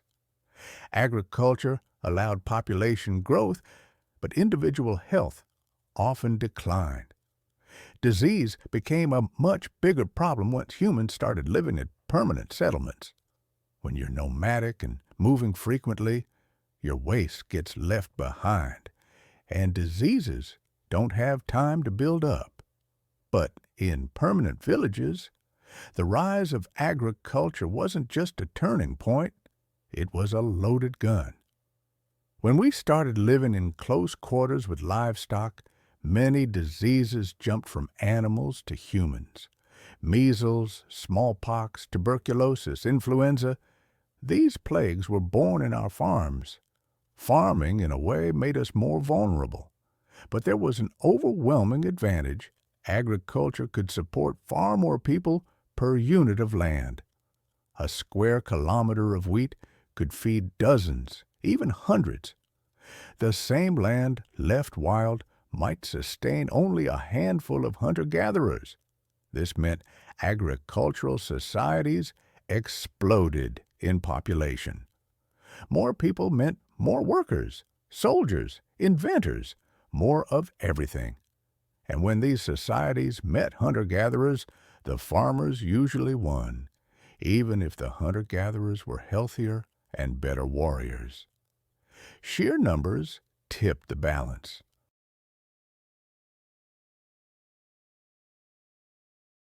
Over millennia, agriculture spread, sometimes through migration, sometimes through adoption. Most humans transitioned from mobile hunting to settled farming, setting the stage for complex civilizations. Permanent settlements became cities. Cities needed food, which led to trade. Trade demanded record-keeping, and writing was born in multiple regions independently. Complex societies formed hierarchies: rulers, priests, craftspeople, farmers, slaves, each in their social class. Organized religion rose, with monumental temples and pyramids built to honor gods and rulers. Specializations emerged as some focused on pottery, metalworking, weaving, or administration, rather than food production. The first civilizations bloomed in river valleys: Mesopotamia, Egypt, the Indus Valley, the Yellow River. They developed writing, mathematics, astronomy, metallurgy, all the hallmarks of complex society. And all of this happened in just a few thousand years after the Ice Age. The transformation from small mobile bands to cities of tens of thousands is incredibly rapid. But it's important to remember that even as these civilizations rose, hunter-gatherer societies continued to thrive in other parts of the world. Australia's Aboriginal peoples, for example, maintained their way of life for tens of thousands of years after agriculture was invented elsewhere. In the Americas, many remained hunter-gatherers, even as others built cities.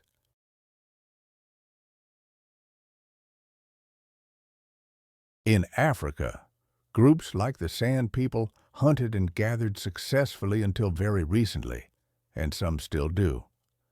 Agriculture wasn't inevitable.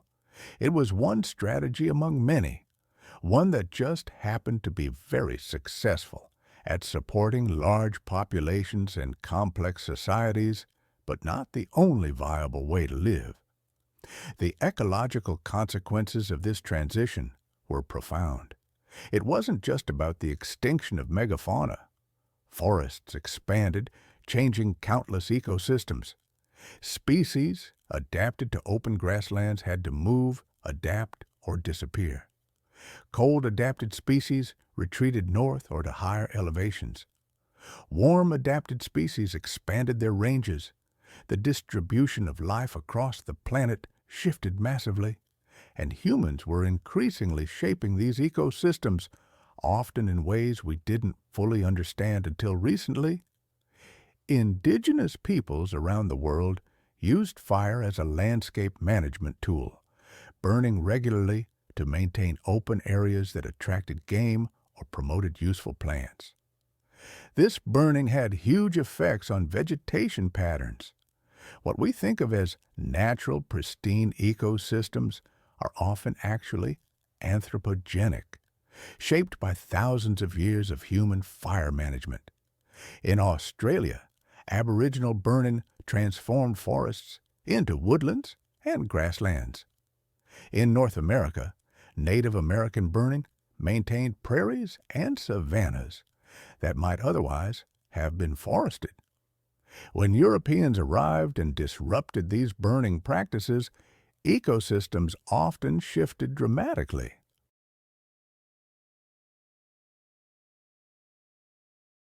Forests grew where they hadn't been for millennia. Fire-adapted species declined, while fire-sensitive species increased. The wilderness Europeans saw wasn't pristine nature. it was often the result of thousands of years of active human management.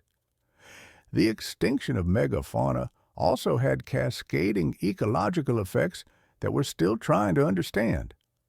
Mega herbivores like mammoths weren't just eating plants. They were ecosystem engineers. They knocked down trees, maintained open areas, distributed nutrients through their dung, created trails and wallows. When they disappeared, these functions disappeared too. Some scientists believe forests expanded after the Ice Age partly because there were no longer giant herbivores suppressing tree growth. There's even a hypothesis that megafauna extinction contributed to climate change. Large herbivores produce a lot of methane, a potent greenhouse gas, from their digestive systems.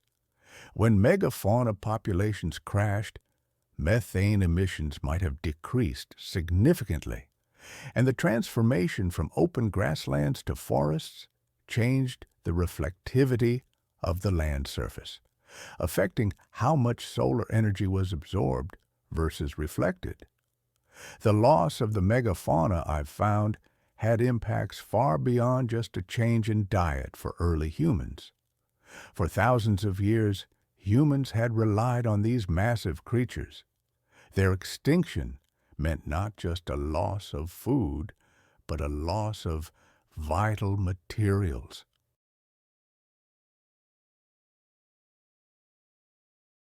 I've read accounts of mammoth ivory being used for tools, art, even in construction. Hides provided clothing and shelter, and bones were fashioned into everything from needles to the frameworks of dwellings. This disappearance, I believe, forced humans to innovate, to find substitutes, perhaps even accelerating the transition to agriculture in some regions. If your primary food source vanishes and you can't replace it by hunting smaller game, you either starve or discover a new way to survive. Agriculture, it seems, became that strategy for many. The extinctions that marked the end of the Ice Age world may have inadvertently pushed humans toward the lifestyles that would eventually give rise to modern civilization. The Holocene, the period since the last Ice Age, has been remarkably stable compared to the wild climate swings of the Pleistocene. Yes, there have been variations, warm periods, cold periods, droughts and floods, but nothing like the dramatic and rapid shifts of the Ice Age. This stability, I suspect, was crucial for the development of civilizations. It's difficult to build cities and plan for agriculture when the climate might drastically change within a single generation. The Holocene's relative calm allowed humans to make long-term plans and investments, constructing irrigation systems and monumental architecture that took decades or even centuries to complete. Of course, different parts of the world experienced the Holocene differently.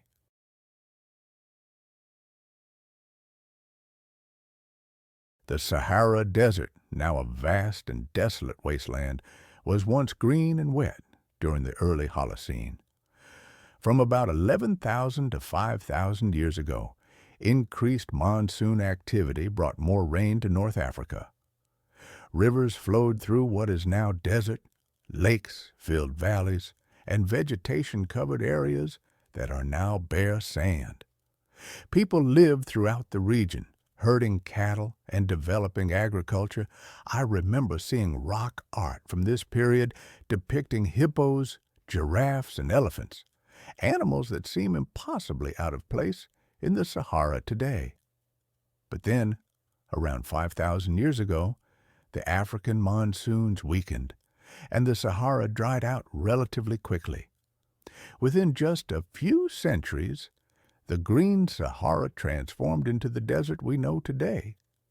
This desertification forced populations to migrate, many moving to the Nile Valley, where water remained available. Some historians believe this migration and concentration along the Nile contributed to the development of ancient Egyptian civilization. Climate change driving human migration, which in turn drives civilization development. It's all interconnected. Similar stories played out in other regions. The Middle East was relatively wet in the early Holocene, supporting agriculture and the rise of early civilizations. However, recurring droughts have repeatedly stressed or even caused the collapse of civilizations. In Mesoamerica, droughts have been linked to the decline of the Maya civilization.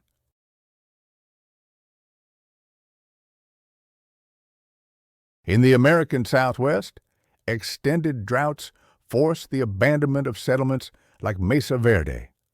Climate variability during the Holocene has been a constant factor shaping human history, even though the shifts were milder compared to the Ice Age.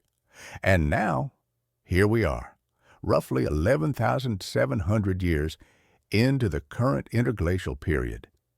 Based on past interglacials, we should eventually slide back into glacial conditions at some point. Different models offer different predictions. Some suggest we have thousands of years before the next glaciation begins, while others suggest tens of thousands of years. The orbital cycles are complex, and their effects don't always align predictably. But there's a massive wild card in play now. Human activity is now affecting global climate on a scale that might completely override the natural cycles. We've increased atmospheric carbon dioxide from the natural interglacial level of about 280 parts per million to over 420 parts per million. That's a 50% increase in just a couple of centuries.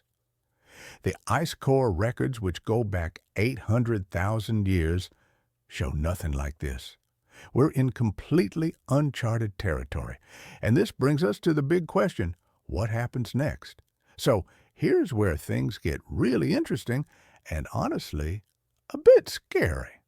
I've spent this whole time talking about how the 100,000-year cycle has controlled Earth's climate for millions of years, creating ice ages and shaping the evolution of life, including humans.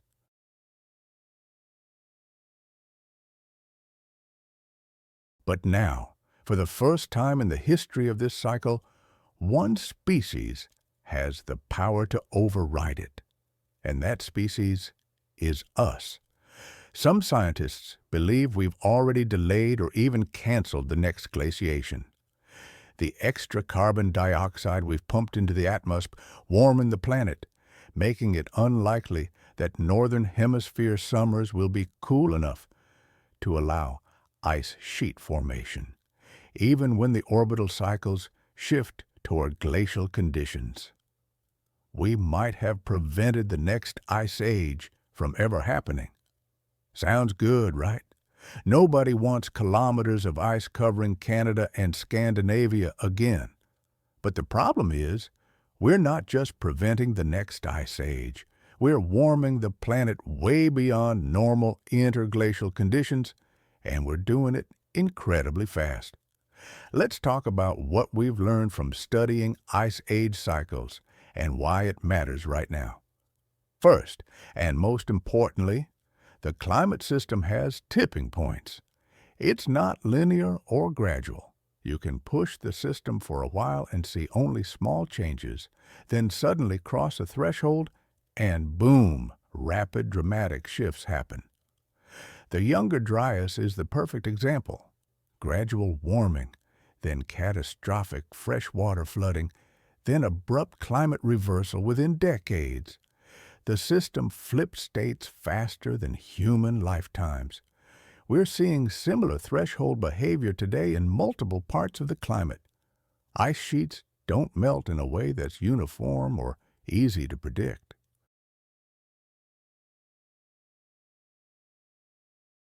I've learned they can remain stable for very long stretches, and then suddenly, almost without warning, accelerate their melting when they reach certain critical points. It's not a smooth process, not at all. These are systems where even a small additional pre-is can trigger a large response. And what's unsettling is that we're pushing multiple systems toward these tipping points all at once. Arctic sea ice, for example, is declining dramatically. The minimum extent we see in the summer has dropped by about 40% since we started taking satellite measurements in the 1970s. Some models even suggest we could see ice-free Arctic summers within just a few decades. And this is where those feedback loops come back into play. Ice reflects sunlight, while ocean water absorbs it. So, less ice means more heat absorption, which leads to even more warming, and ultimately, more ice loss. It's a self-reinforcing cycle.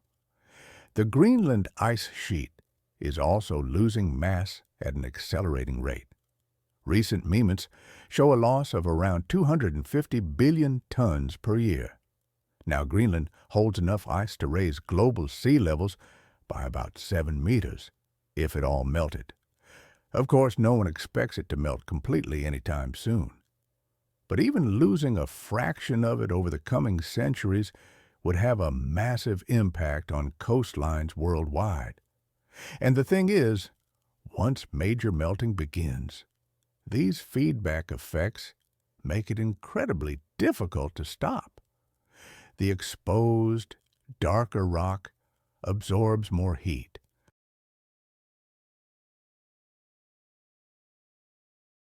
Meltwater lubricates the base of the ice, causing it to flow faster, and warm ocean water gets underneath, melting the ice from below. All of these are positive feedbacks, amplifying the initial change. The West Antarctic ice sheet is particularly concerning. A large part of it sits on bedrock below sea level, and warm ocean water is already getting underneath, causing it to melt. Some scientists believe that major portions of it might be committed to collapse over the coming centuries, even if we were to stop warming today. If that were to happen, we'd be looking at 3 to 5 meters of sea level rise, which would completely reshape coastlines and displace hundreds of millions of people. The carbon cycle is also being disrupted. It's mirroring the Ice Age cycles, but in reverse and at a much faster pace. During the glacial periods, carbon dioxide levels would drop to around 180 to 200 parts per million. During the interglacial periods, they'd rise to about 280 to 300 parts per million. This roughly 100 parts per million swing took tens of thousands of years, driven by natural ocean and vegetation processes. But we've increased carbon dioxide by over 140 parts per million in just over a century. We're replicating the entire natural cycle's range in a tiny fraction of the time. And we're blowing past natural interglacial levels, entering territory that Earth hasn't seen for millions of years.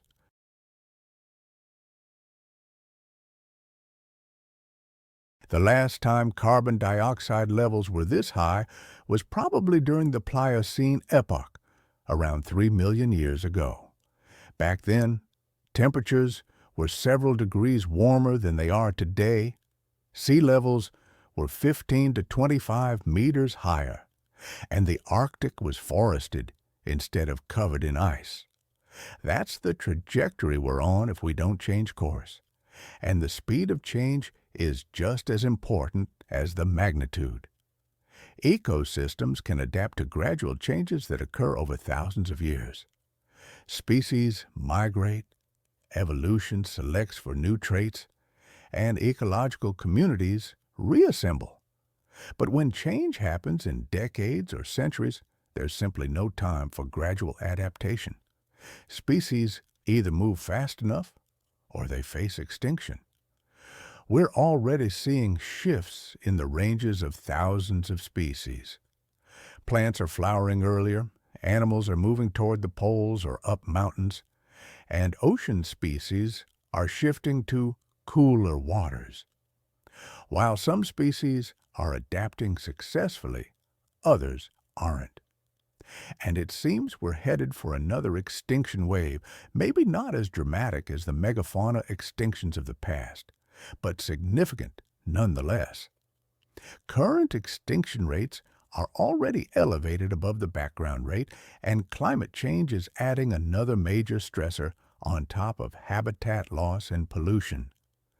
Here's something that I know keeps many scientists up at night. During ice age cycles, carbon dioxide changes were a feedback, not a forcing.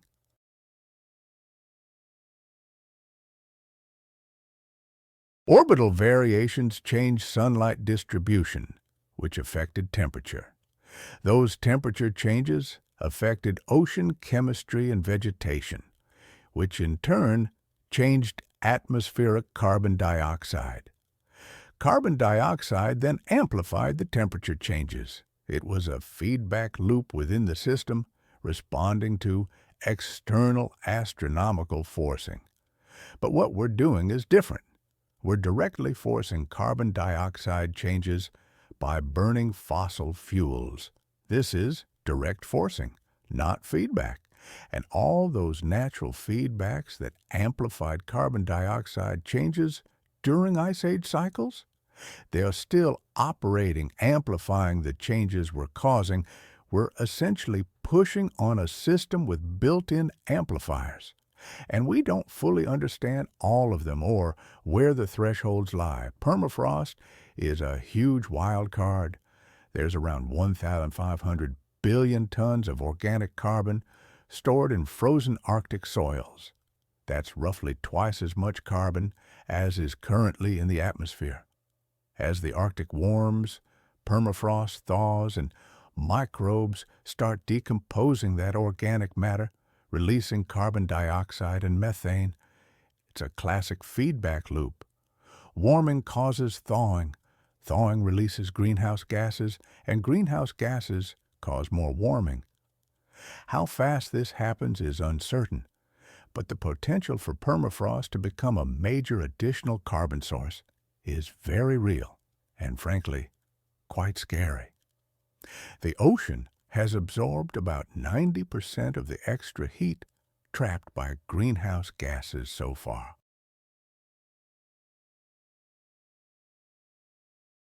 This has slowed atmospheric warming, but it's come at the cost of warming the ocean itself. Warm water holds less dissolved oxygen, and we're already seeing expanding dead zones where oxygen levels have dropped too low to support most life. Marine organisms are being stressed by warming, acidification from dissolved carbon dioxide, and oxygen loss, all simultaneously. Coral reefs are being devastated by repeated bleaching events. These are ecosystems that support enormous biodiversity, and they're collapsing. I find myself thinking about the sheer complexity of our climate. It's almost counterintuitive how global warming could trigger regional cooling in some areas. The data on the Atlantic Meridional Overturning Circulation, or AMO, is noisy and doesn't stretch back very far, but there are signs it may be weakening.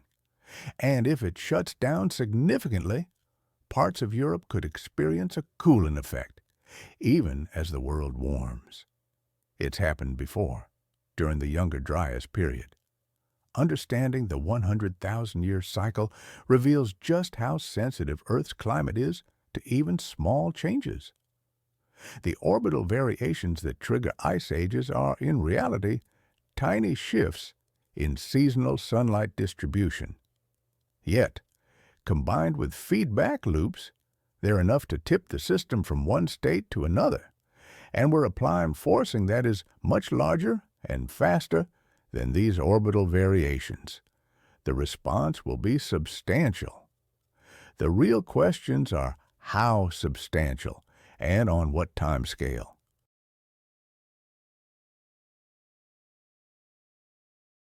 Climate, I've learned, has momentum. Ice sheets take thousands of years to grow, but their collapse can happen much faster. Once major melting begins, it's incredibly difficult to stop. Changes in ocean circulation can be equally hard to reverse. Some of the changes we're causing now are essentially irreversible on a human timescale. Even if we were to halt all emissions tomorrow, temperatures would remain elevated for centuries as the ocean and atmosphere slowly reach equilibrium. Sea levels would continue to rise for centuries or even millennia as ice sheets respond to the warming that's already in the pipeline. It's a difficult truth to confront that even with aggressive emission reductions, we're likely already committed to significant changes. Some warming, some sea level rise, some ecosystem disruption is already baked in. The pressing question now is how much more we add. Every tenth of a degree matters when we're dealing with systems that have tipping points. The paleoclimate record is clear. Rapid climate change is incredibly hard on societies. The climate shifts at the end of the last ice age contributed to megafauna extinctions and forced major changes in human subsistence. Droughts during the Holocene toppled civilizations, and those were natural variations, changes over which societies had no control. We're now causing changes that are potentially larger and certainly faster than those natural variations.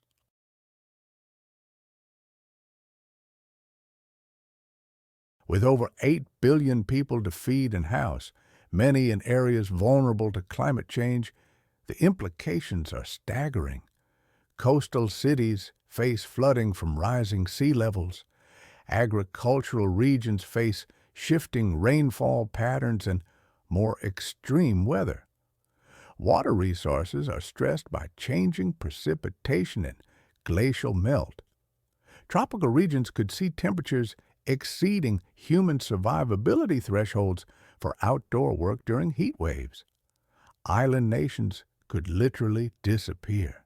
The humanitarian implications are enormous and unequally distributed. Those who have contributed the least to causing climate change are often the most vulnerable to its effects.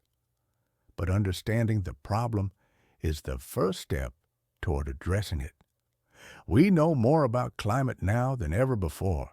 We can see changes happening in real time with satellites and monitoring systems. We can model future scenarios with increasing accuracy, and we have technologies available that could dramatically reduce emissions if deployed at scale. Solar and wind power are now cost competitive with fossil fuels in many places. Electric vehicles are becoming mainstream. Energy storage is improving. Carbon capture is being developed, though it's not yet proven at the necessary scale. The challenge isn't really technological anymore. It's political, economic, and social.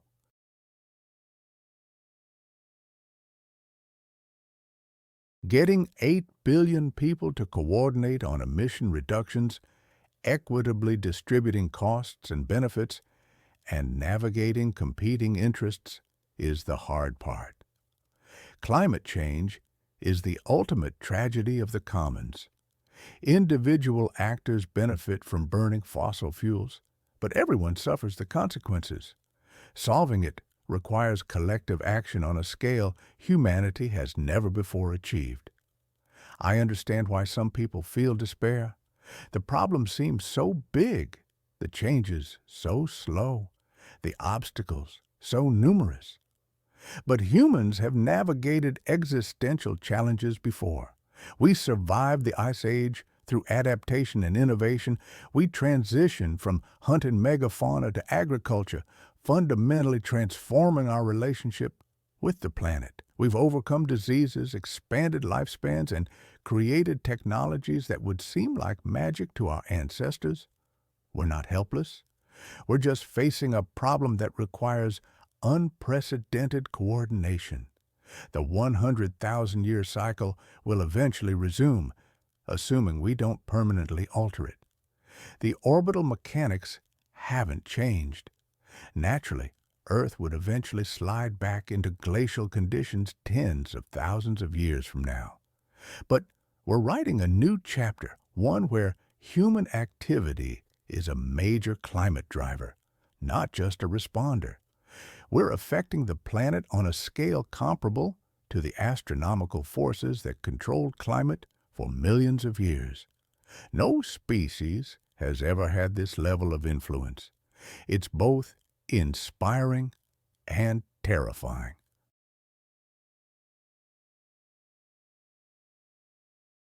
I often think about future geologists studying sediments millions of years from now. They will see a clear marker, isotope ratios reflecting massive carbon combustion, extinction signatures, novel materials like plastics, and concrete in the sediment. They'll recognize that something unprecedented happened during this brief moment in Earth's history. Whether they'll also see evidence that we successfully navigated the crisis is still an open question. The answer depends on what we do in the coming decades. The cycle reminds us that climate is dynamic, sensitive to forcing, and full of feedbacks and tipping points. It's not a stable, unchanging background. It's an active system responding to inputs. For millions of years, those inputs were natural. Now, we're adding a new input, and the system is responding. We are living through a truly unique moment. In all of Earth's 4.5 billion years, never before has a single species understood the global climate system while simultaneously altering it. We now possess knowledge and power no organism has ever had. What we choose to do with that will determine Earth's trajectory for thousands, even millions of years. No prez, as they say. The Ice Age cycles have shown us that life is ultimately resilient. Earth has been through dramatic climate shifts, and life has survived, adapted, and even thrived. Life survived the asteroid that killed the dinosaurs. It survived ice ages. It will survive this.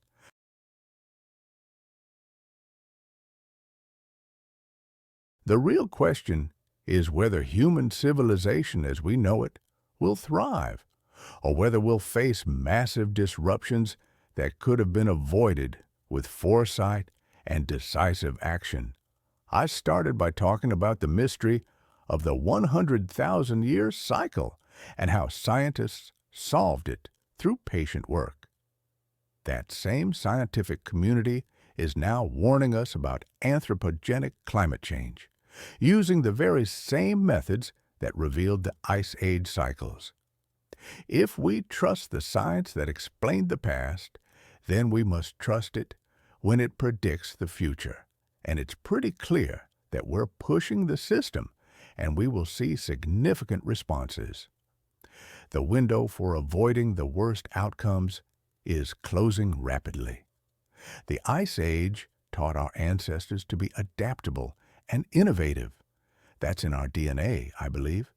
We can use those traits to navigate this challenge we've created, but we need to act collectively and quickly. The climate system has momentum and time lags. Actions taken today won't show their full effects for decades, but inaction today commits us to changes that will unfold for centuries. Every year of delay makes the eventual response harder and more disruptive. So, where does that leave us? We are 11,700 years into an interglacial period that should eventually end. We are armed with an understanding of how climate works, and we are actively changing it faster than natural processes typically do. The 100,000-year cycle that shaped human evolution is being overridden by human activity.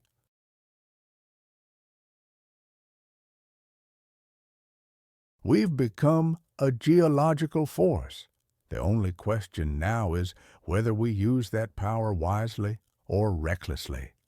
The answer will determine what kind of planet future generations inherit and whether they will view us as ancestors who rose to the challenge or as a cautionary tale of a species that understood the problem but failed to act. The clock is ticking. The cycle that sustained life for millions of years is still operating in the background. But for the first time, it might not matter because, for the first time, one of the species it created has the power to override it. And what we do with that power in the next few decades will determine not just our future, but the future of countless other species sharing this planet with us. The Ice Age is over. The question now is, what comes next? And unlike our ancestors who just had to survive the cycle, we have the power to shape it. That's both an incredible responsibility and an incredible opportunity. It's time to see what we do with it.